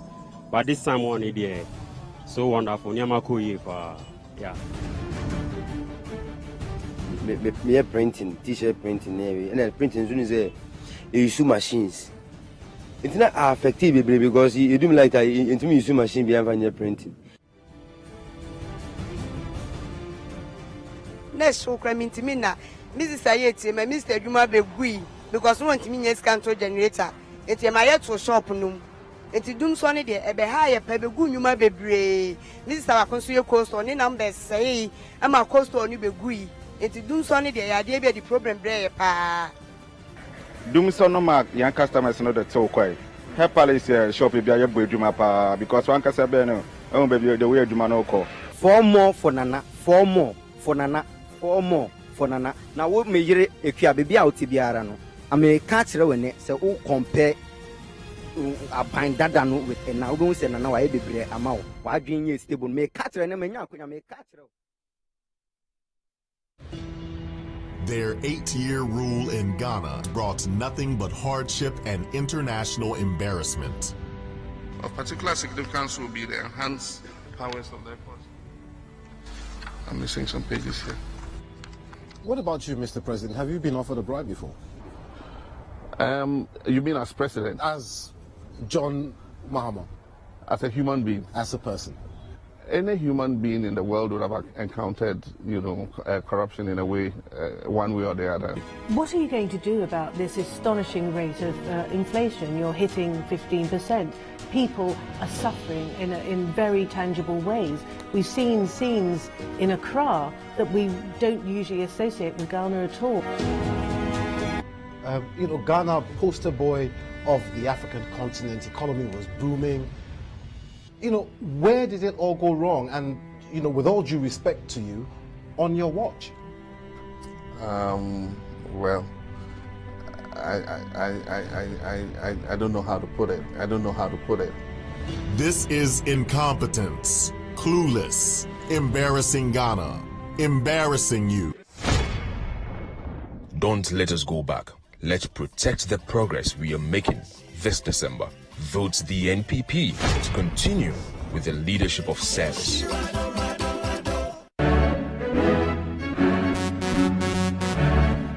There are those with untold stories, unraveled feats, life-changing stories, and lasting legacies. They tell their stories themselves on footprints. Yes. Oh, at some point, well, we are taking the step. Unfortunately, he was dragging the country into an abyss. Yeah. So we saw it. But they have held power, the guns and so forth. Who were we to? We just watched. But by, I believe, 74-5, the country was seeing through him that this man was a total misfit. But he was a happy man. But because in Akan, there's a proverb.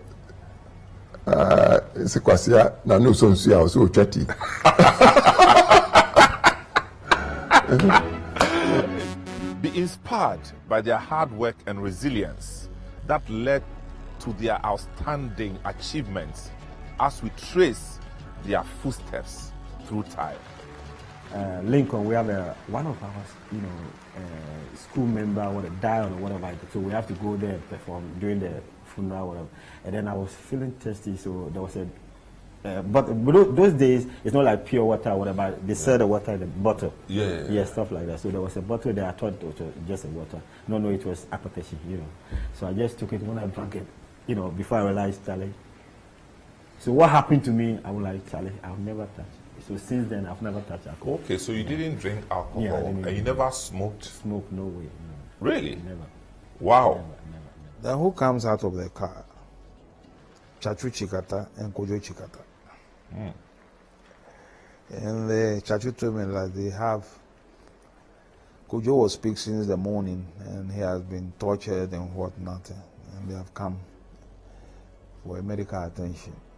Of course, naturally, I have to look after them, even though they are very close relatives.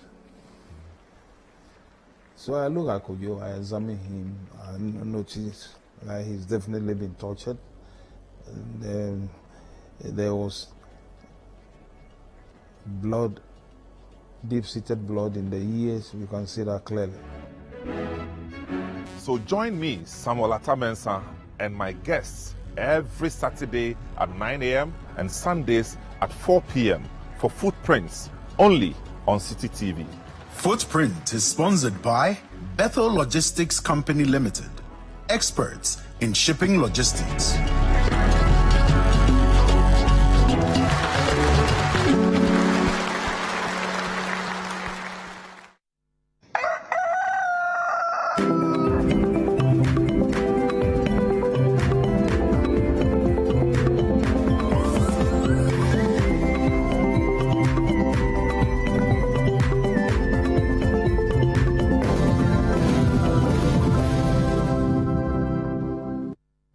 All right, welcome back. It's time for the health segment. And today on the health segment, we'll be talking with Dr. Kelvin Owusu about eczema. But before we do that, you know very well that today is the day that special voting is going on. And our colleague, Philip Nilate, is at Amasamang, and we want to take a look at what's going on there.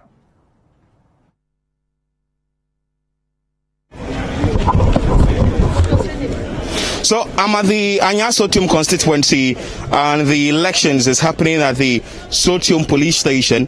This constituency is believed to be the seat of the NPP. The NPP has held the seat for 20 good years. The foreign minister, Shirley Ayokobotwe, who is the member of parliament for this constituency, isn't contesting this time round, so the race is between two new faces. That is Emmanuel Alote, who is standing on the ticket of the NDC, and also we have Dr. Dixon Kisi, who is standing on the ticket of the NPP. This polling station is the Sowutuom police station, and we are expected to have 841 individuals cast their vote here today. The security officers, the queue behind me, you can see virtually there isn't any queue because the process is moving on smoothly. Just for me to get to the presiding officers, I'll speak to the parliamentary candidate. I have with me the parliamentary candidate on the ticket of the NDC, whose name is Emmanuel Alote. I'll speak. Sir, yeah, welcome to the Citi newsroom. Thank you very much. How are you feeling like this early morning coming to the polling station and observing how the process is going?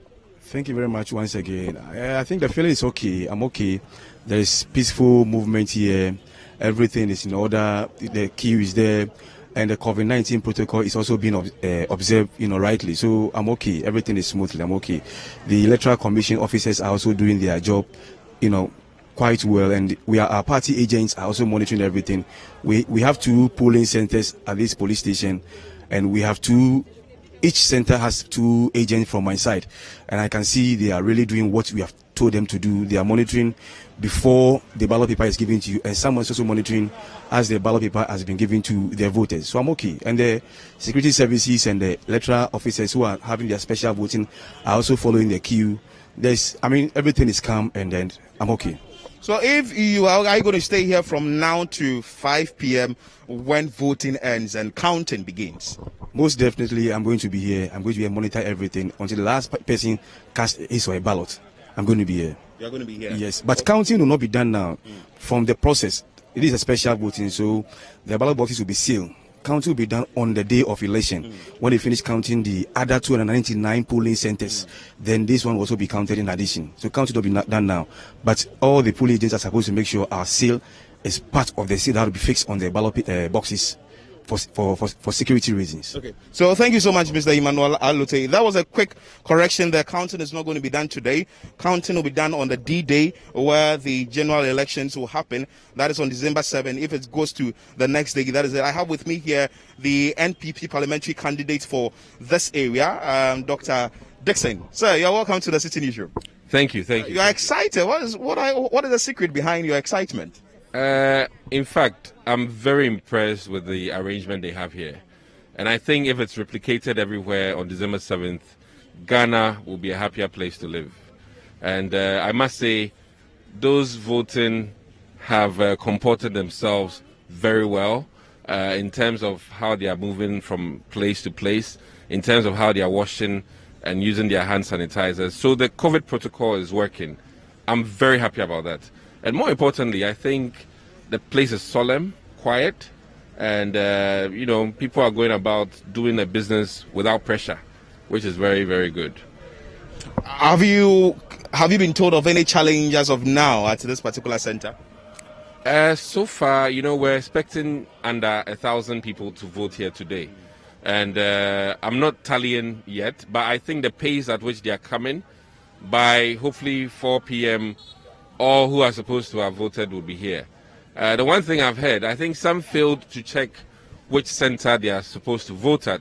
So when they get here and they check their name, they are clearly not on this list. And the check-in was not supposed to be today. You should have checked at least 2 weeks prior to now. They opened at the various police posts for people to check if their names were here or not. So that is one thing. I've met one person who, when he came, his name wasn't here. But what would be your final words to your constituents, people who are supposed to be part of the special voting today, and on the D-Day? What would be your word to them for us to just wrap up the interview? Then I move to another person for the interview. Well, what I want to say is that the MPP government is the best government from an administrative standpoint for Ghana, and we have a lot to offer. We've done so much in 3 years, and I only think that it is important that the Ghanaian people allow us to complete the 8-year term. And I, for one, Dr. Dixon Adbanku Kisi, I'm the son of the soil. I'm from here, lived here, worked here, and I continue to work here. And I'm going to do my very best to make sure that governmental resources that are supposed to come to our community comes to our community as and when we need. Okay, thank you so much. So that is the NPP parliamentary candidate for the Anyaa Sowutuom constituency. This time round, the member of parliament for the constituency is not contesting. Shirley Ayoko Botwe is not contesting. So we have two new faces, as I said earlier, who are battling for this seat. This place is the section A, and this other side is section B. That is the polling stations. I'll speak to the presiding officer for the polling station A. He'll tell me his name and how the process has gone so far. Sir, you're welcome to Citi Newsroom. Thank you. What is your name, sir? Yeah, I'm Azik Cheba for. And you are the presiding officer for which of the polling stations? Yeah, I'm a presiding officer for Center A. Center A. How is the process going so far? What time did the materials come in, and what time did you have the whole exercise commence? Okay, thank you. At exactly 6 a.m. we were here, and we brought the materials from the regional, the district office. We actually had the ballot papers at the police of command here. So at exactly 7 a.m. we started the process. Yeah.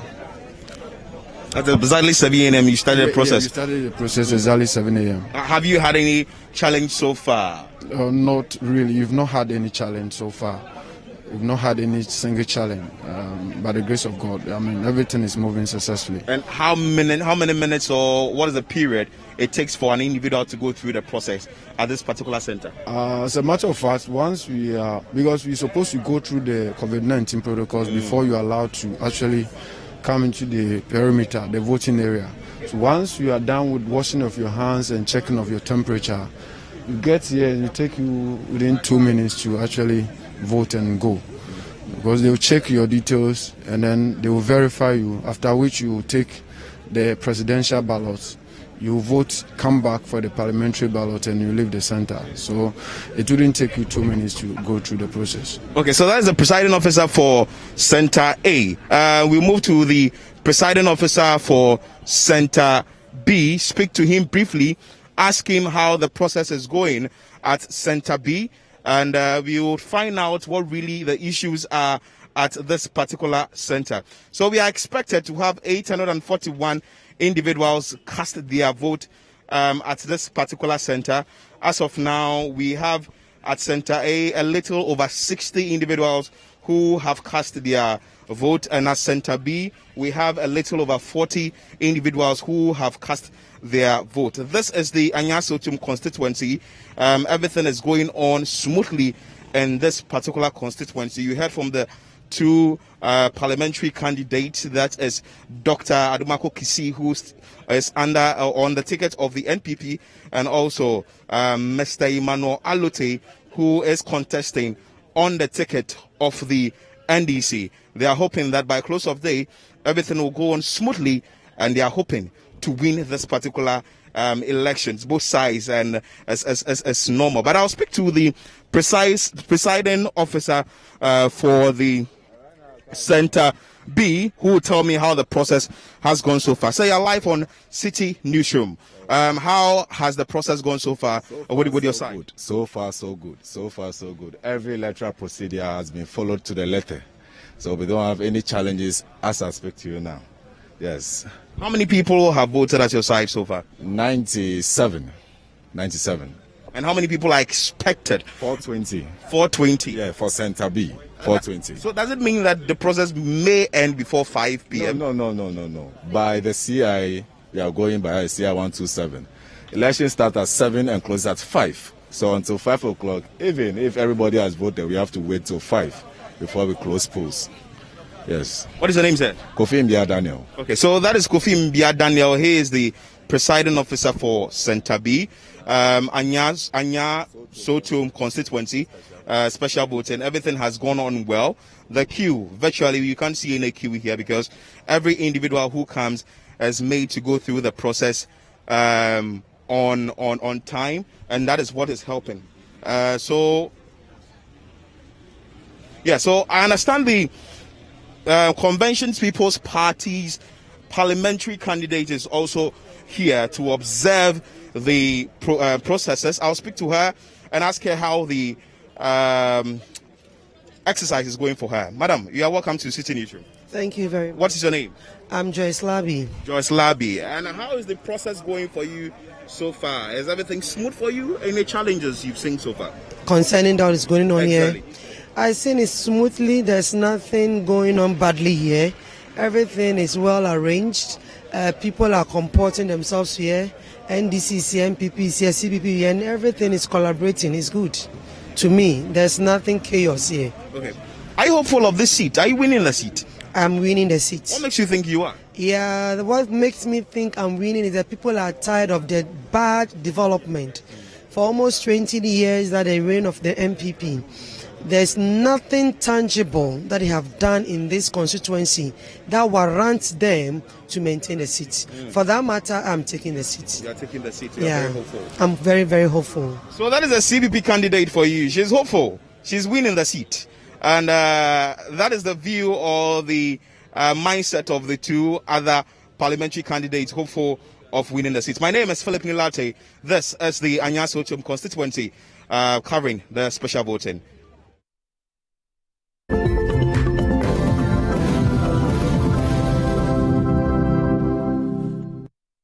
All right, welcome back. So that was our colleague Philip Nilate from the Anyaa Sowutuom constituency.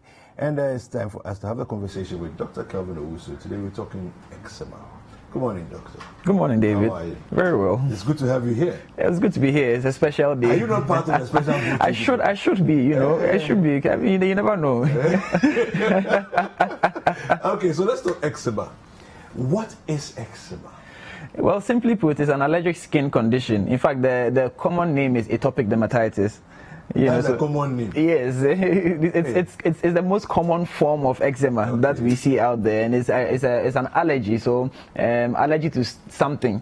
You know, it could be genetic. Some people are born with it. Okay. Some people it's triggered as you go through life, and in which case becomes contact dermatitis. So maybe you're exposed to a particular chemical, maybe a soap, maybe jewelry, you know, you put a bangle on your wrist, and then you develop a rash around that area. Okay. You know, that could be a form of contact dermatitis, which could be a form of eczema. So there are different types of eczema, but the most common is the atopic dermatitis. Okay. How does it typically present itself? How would you know this is eczema you're dealing with? So the most common presentation is that it usually happens in flexural areas. When I say flexural areas, what I mean is the areas where skin meets skin. So the inner side of your elbow, okay. So because the skin meets skin, so the wrist area as well, okay. You know, behind the knees, you know, those are the common places that you usually find them. But of course, it can also happen on the on the face, and typically in children you have it happening on the scalp or in the hair as well. Wow. Yes, and it's quite itchy. It's quite itchy, and unfortunately, when you scratch it, then you introduce infection. So they usually come to us with secondary infection. You know, so the original what's it called? The original exposure or the original eruption would usually just be a reddening, you know, reddening, dry, scaly, you know. Then because it's itchy, they tend to scratch it, and then it discharges and also gets infected. Okay. So it's very, very uncomfortable. I mean, I must say it's very, very, very uncomfortable. I mean, and when it happens in children, or let me put it this way, it's commoner in children. Okay. And as you grow older, as it is with almost all allergies, as you grow older, it sort of reduces in severity and sometimes it disappears completely. You know, but some people too, their own starts in adulthood. You know. Oh wow. Okay. Yes. So it's but the most common presentation is in childhood, usually before the age of 2. You know, you start seeing them, the children scratching, and as I said, the flexural areas, and it follows. It has a flare and it flares and then it resolves by itself.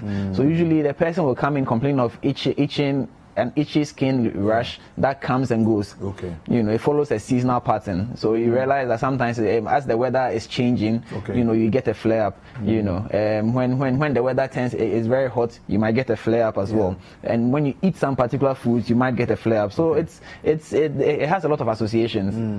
But atopic dermatitis, it comes in as a trilogy with asthma and hay fever or allergic rhinitis. Oh, I see. So most people who are diagnosed with atopic dermatitis tend to either personally have asthma and allergic rhinitis, or they have an immediate family member. When I say immediate, I'm talking about a primary family member, so a parent or a sibling who has one of these conditions. So they move in threes. I see. Wow. As an allergic reaction, is there any way you can prevent it before we talk about how to deal with it when it does come? So you may not be able to prevent it per se, because as I said, there's a seasonal component, there's a genetic component, there's a environmental component. So it's difficult to prevent, but you can minimize. You can minimize the effect, by using first of all, identifying what your triggers are. So because if you know that your triggers are extremes of temperature, then you dress appropriately, because you don't want to have a situation where you are not prepared. So you dress you are not going to wear a lot of heavy clothing when the weather is expected to be extremely hot, because that can trigger the reaction. Now the dry skin also triggers eczema. So you don't want your skin to be too dry.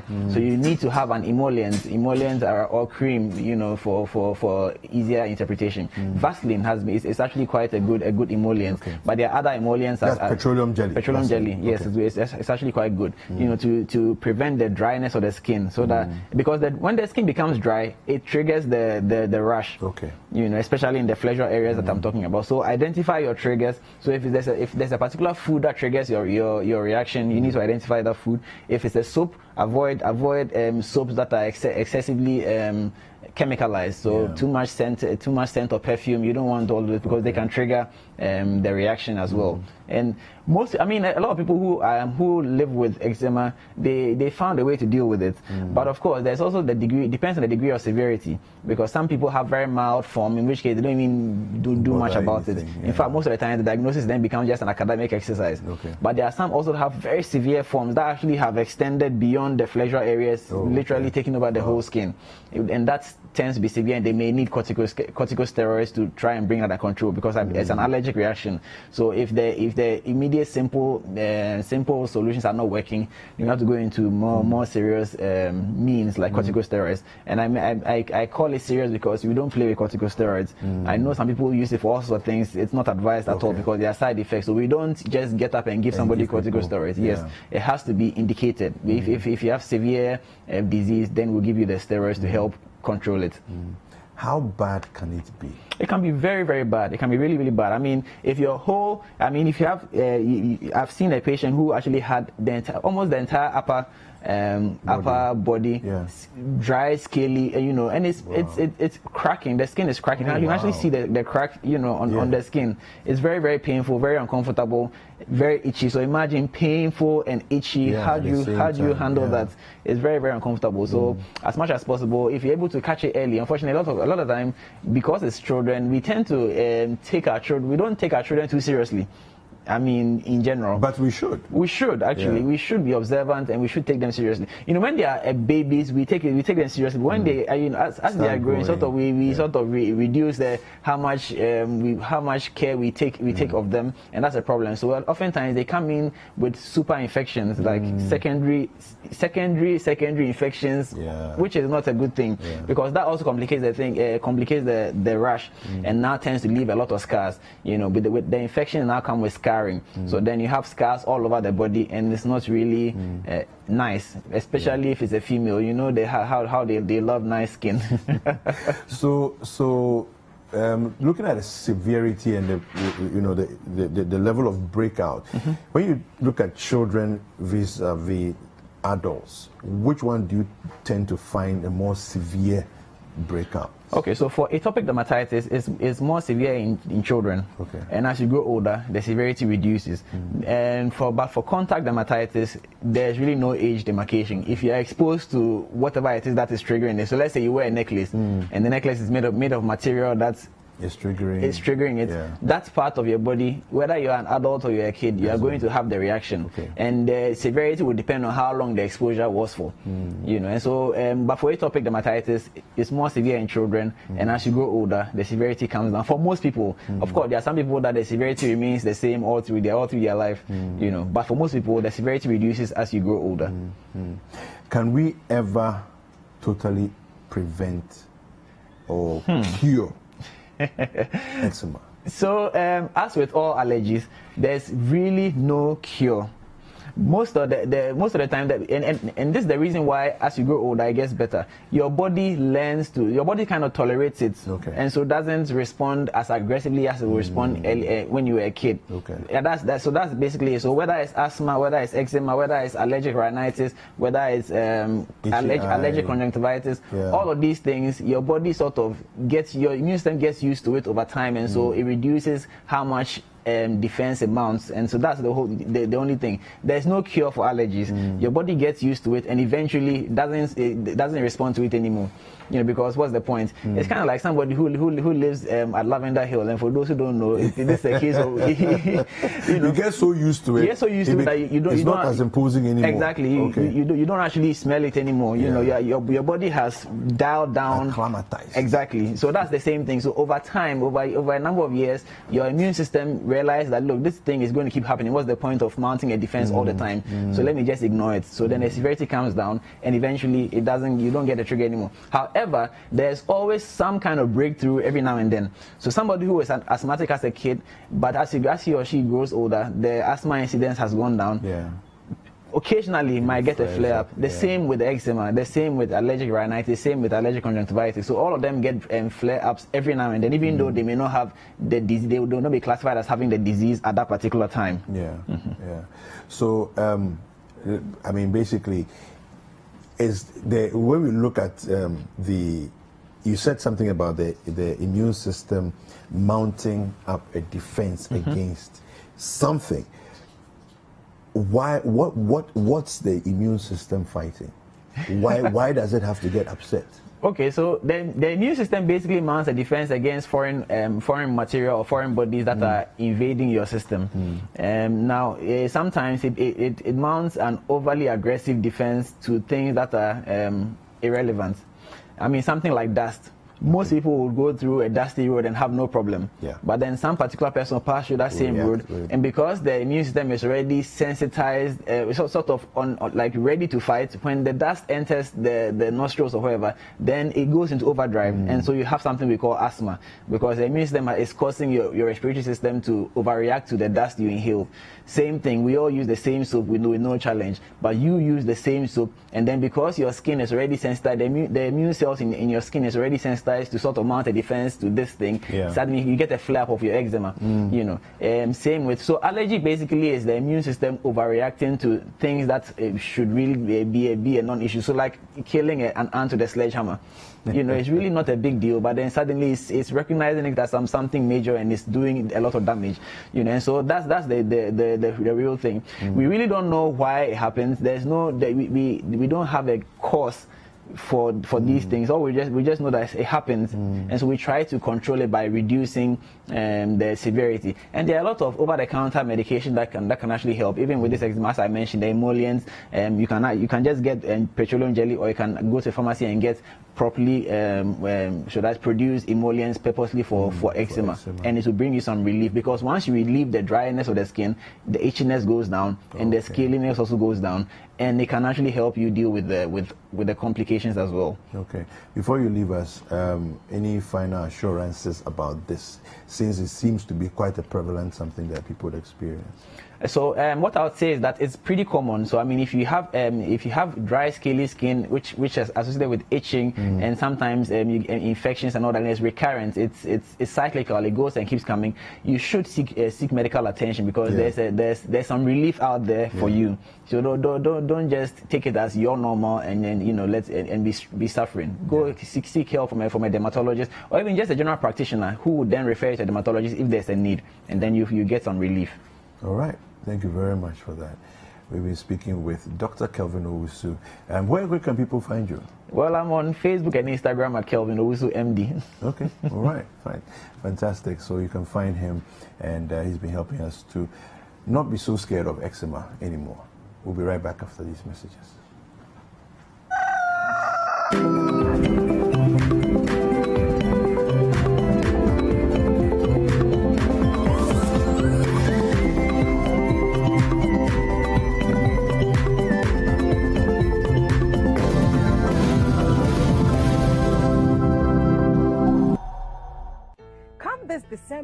December 7, 2020. Every Ghanaian, I mean every registered voter across the country, needs to vote. To vote, to vote, to vote. No matter which part of the country you live, work or come from, you need to vote.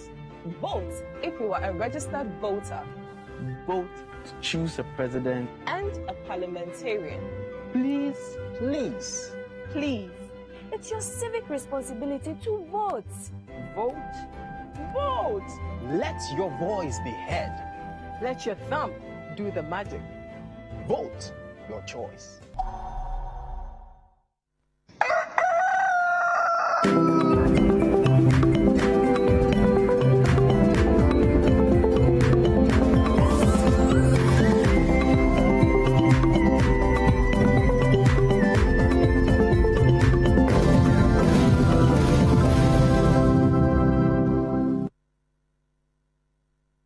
Welcome back. It's still Breakfast Daily on Citi TV. Thank you so much for staying with us. And we did mention earlier that today is the first day of December. A lot of us are going to be out there on our streets, whether you're campaigning, whether you're going out to vote, whether you're celebrating. It's important that we all get to our destination safely without any accidents. We have with us Mr. Kwame Kodia-Etuahene. He's the head of regulations and inspections and compliance at the National Road Safety Authority. We'll be talking to him about all the things we need to know to stay safe. But before that, we'll cross and hear from my colleague, Akwasi J. Enim. And I've been told that he's on the phone. So good morning, Akwasi. Akwasi, can you hear me? Hello? Yes, good morning. You're live on Breakfast Daily. How are you? I'm fine, Dziffa. Great. Can you tell us what's going on where you are? Yeah, Dziffa, I'm currently positioned at the questioning team constituency in the Secretariat of Metropolis, and over here we are expecting about 413 votes in this special voting exercise, and the very people actually are coming here to vote are mainly security officials because this constituency actually hosts the 2nd Infantry Battalion, so we have a lot of military people coming here. And since I came here, I mean, in fact, the exercise started exactly at 7 a.m. Officials made sure that all the things that may have to be put in place were actually put in place for the exercise to actually go on. So, but I have the police station official, Mr. Charles, the presiding officer, Mr. Charles, come to tell us, I mean, as of now, how many people have actually come through to tell us, I mean, to vote? As of now, we have about 136 votes. And what would you say has been the conduct of the exercise so far? Has it been smooth? What has smooth? Since we started, nothing bad has happened. Everything is going on well. So we are expecting that at the end of this exercise, we can continue like that. We've seen that some people were actually asked to go out. What was the issue? Oh, not to go out, but the ID number for being a singer, so we have invited them to go to a singer from 30 and cut down. In terms of the logistics, is everything functioning? The verification machine, what kind of is functioning so far? Everybody who has looked passed through the verification device. So the presiding officer here, the Citi police station, which is located at the St. Anthony of Padua Catholic Roman Catholic Church. And we have one of the voters who has actually gone through the process, and we want to find out from him how he also found the exercise. I keep questioning. I am Isaac Nanya. What can he say to us about the exercise?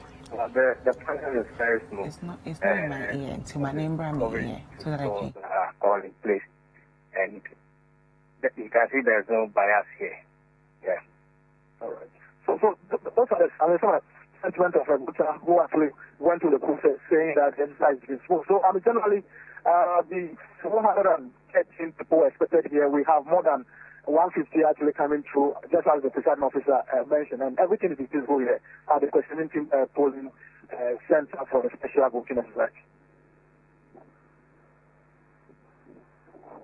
Look like for you? Hello? Yes, Kwesi, can you hear me? I can hear you now. Yes, what's the rest of the day going to look like based on what you've seen so far from 7 a.m. now till almost 9:38 a.m.? Can you take it again? What other activities have they set in place that you've noticed so far?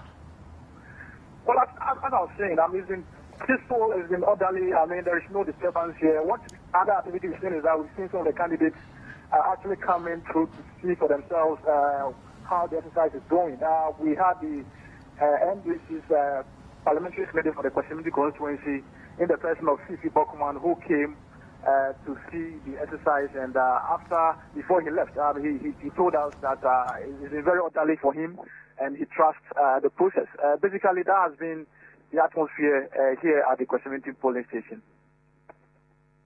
Janine, for being with us, and we will come back to you as more things happen within the Western region. Thank you so much, Akwesi.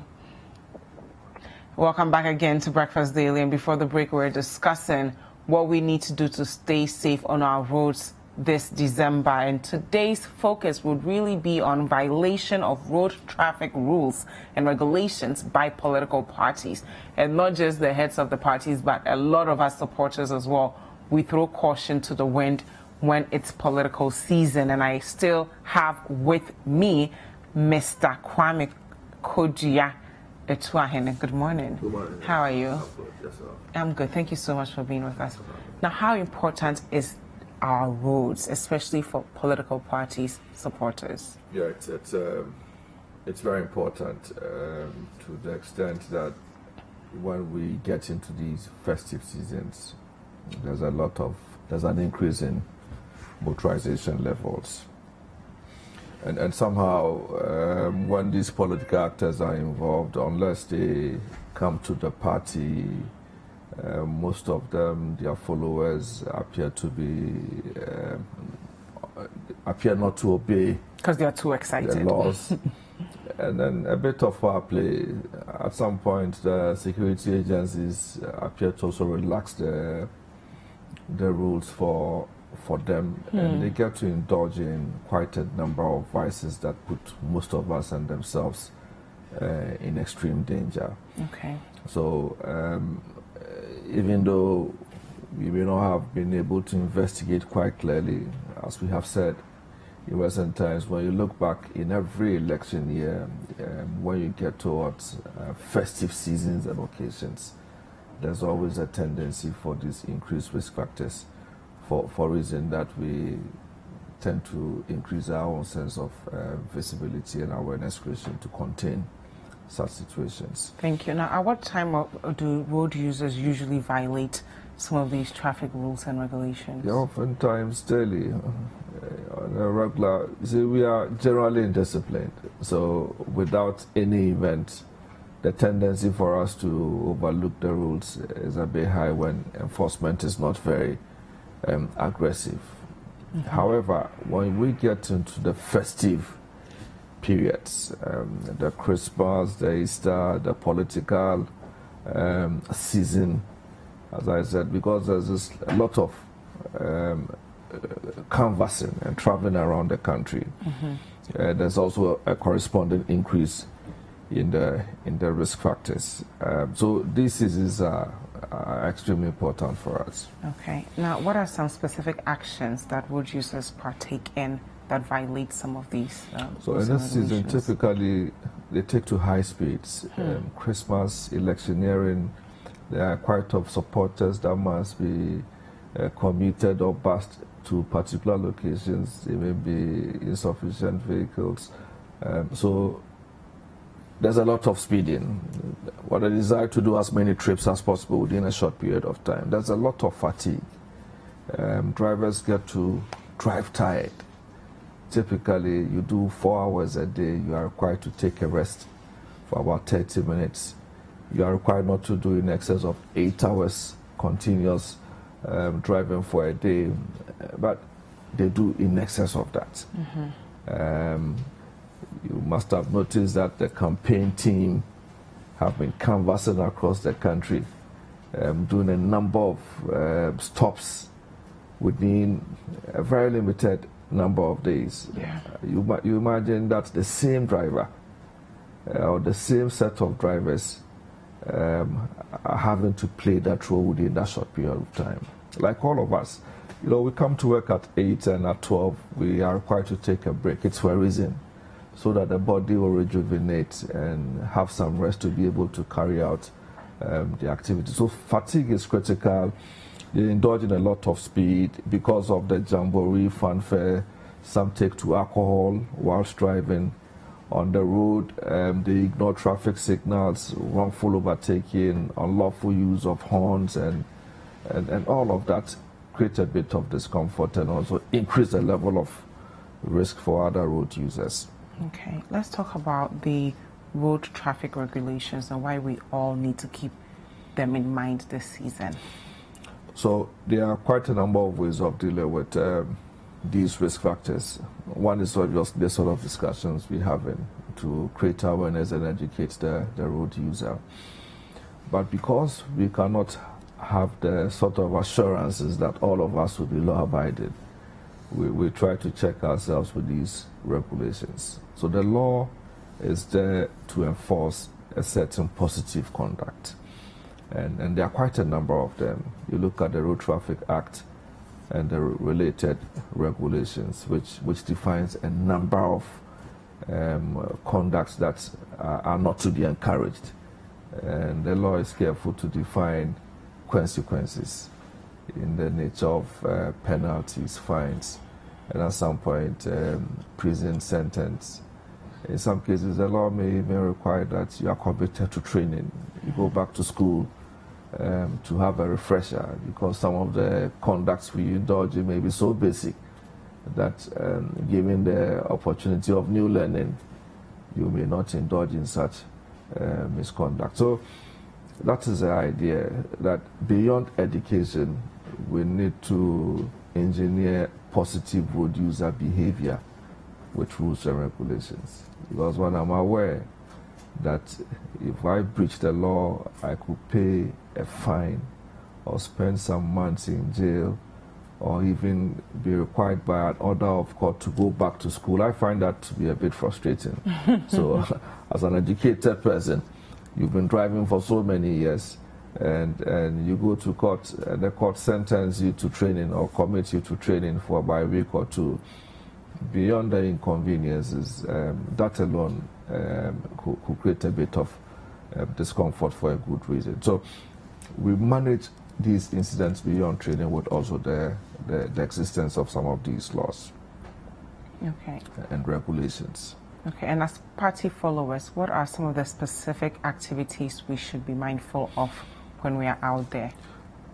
Well, beyond the speeds, we notice that during this season, most of them get to be bussed in buckets of pickups, for instance. Those are meant for goods, and they are not safe. They do not come with seats, they don't have seat belts, and they are exposed to severe danger when they find themselves in those areas.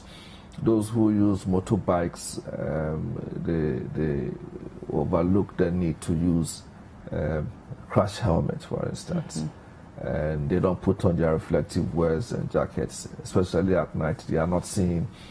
Those who happen to be in buses overlook the use of seat belts, for instance, and most of the time they are also overcrowded, so they overload the buses, they speed, they don't put on their helmets and seat belts. And the motorbikes, the riders, in this season, depending on the mood, they take to very needless maneuvering in traffic without showing any as much regard for traffic rules as well. And all of this puts their lives in danger and also expose all other road users to the same level of risk. And thankfully, there are quite a number of regulations which make these, or are required to make these conducts unattractive. Okay. Because they come with sanctions. And if we can get the police to enforce the law at this moment, then we probably will make some scapegoats out of these practices. But ultimately, the enforcement must always start with the individual. Okay. Having to know about the existence of the law, the consequence for not doing the right thing, and committing to do what is right, so that the police would always come at the end of the chain if there need be. Okay, so speaking of individual responsibility, what should passengers do when they find themselves in such a situation? Because we have just 6 days to go till we vote, and some of us watching will find ourselves in cars where the driver is violating some of these rules, or on motorbikes. What should we do?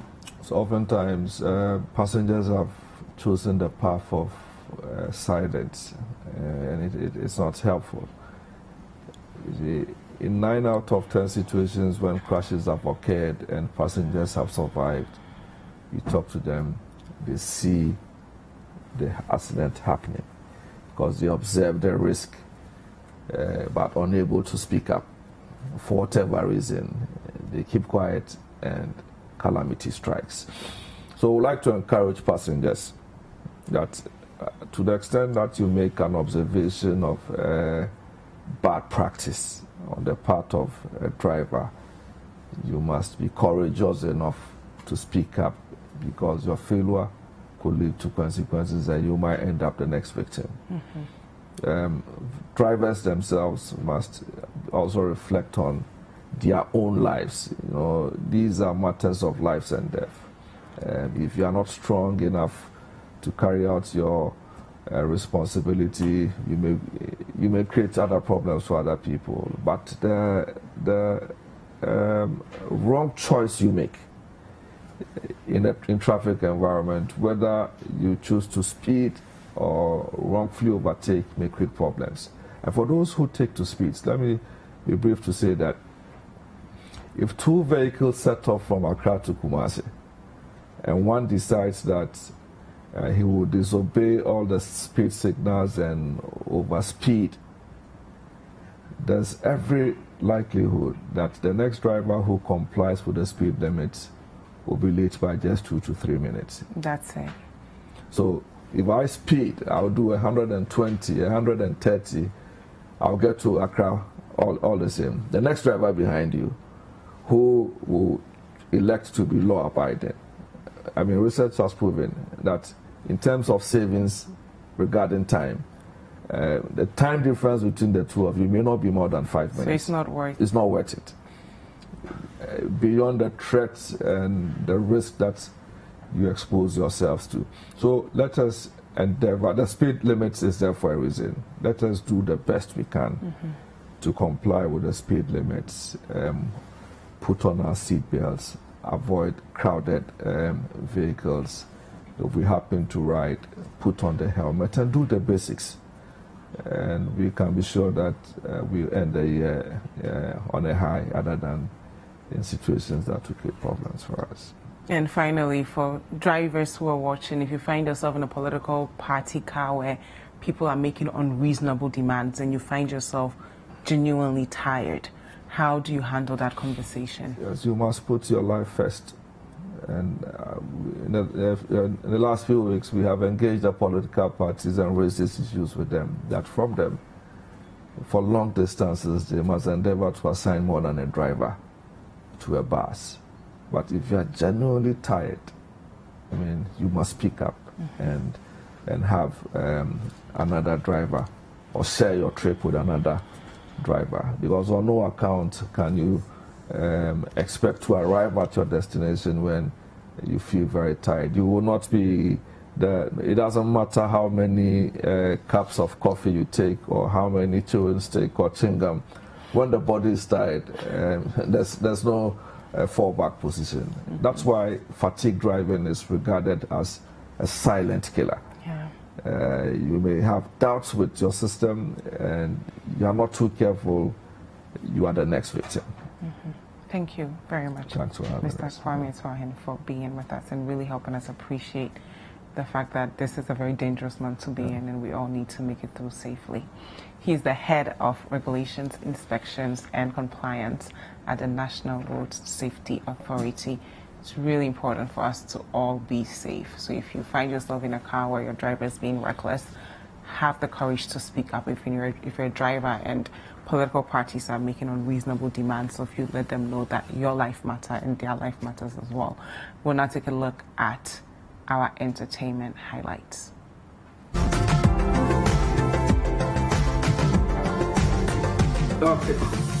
Welcome to Entertainment Highlights on Breakfast Daily. My name is Atukwamna. Ghanaian actor Van Vicker has taken a swipe at the Member of Parliament for Anyaa Sowutuom, Shirley Ayoko Bochwe, for suggesting Parliament is too serious a place for actor John Dumelo, who is contesting for the Member of Parliament at the Ayawaso West Wuogon constituency on the ticket of the National Democratic Congress. Let's have a peek at what she said.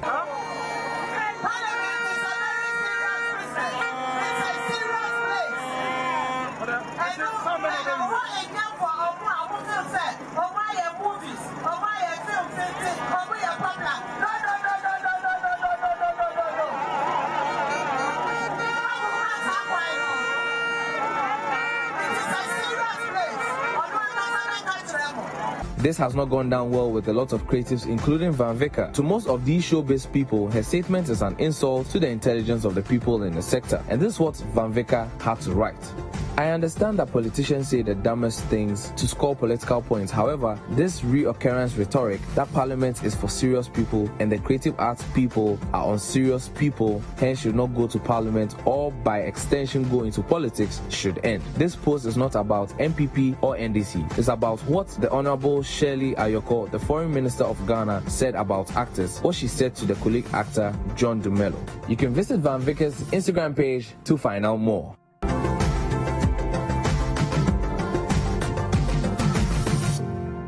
Filmmaker Shirley Frimpong Manso has premiered a new movie that tells the story of how coronavirus pandemic has affected human life. The movie, titled As In Between, was co-directed by Shirley and Ken Atto. It stars John Dumelo, Lydia Forson, Ajeti Anna, Oscar Provençal, Gloria Safo, Senanu Bedewu, Nikki Simonis, David Donto, and Michelle Atto. According to Shirley, some scenes of the movie were shot during the lockdown period in Ghana, braving all the challenges and risks to pull it through. It's dedicated to all the frontline workers in the fight against the outbreak.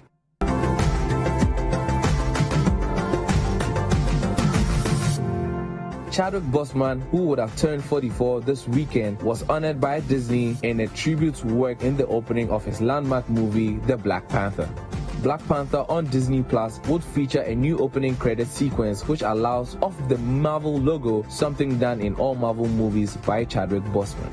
It's safe to say that the remembrance will continue as they should. And that's all for Entertainment Highlights. Good morning.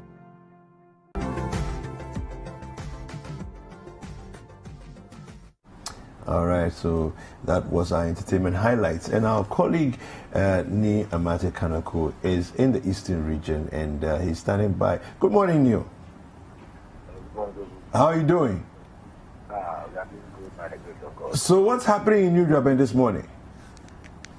So in New Japan South this morning, some personnel who visited the Delaware Police Church Police Center A and B to exercise their franchise were denied because their names were missing in the register.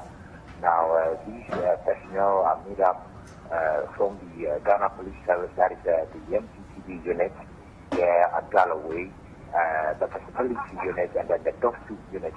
So, as it stands now, this particular center, 837 people are expected to cast their votes here at this particular center, but as at 9 a.m.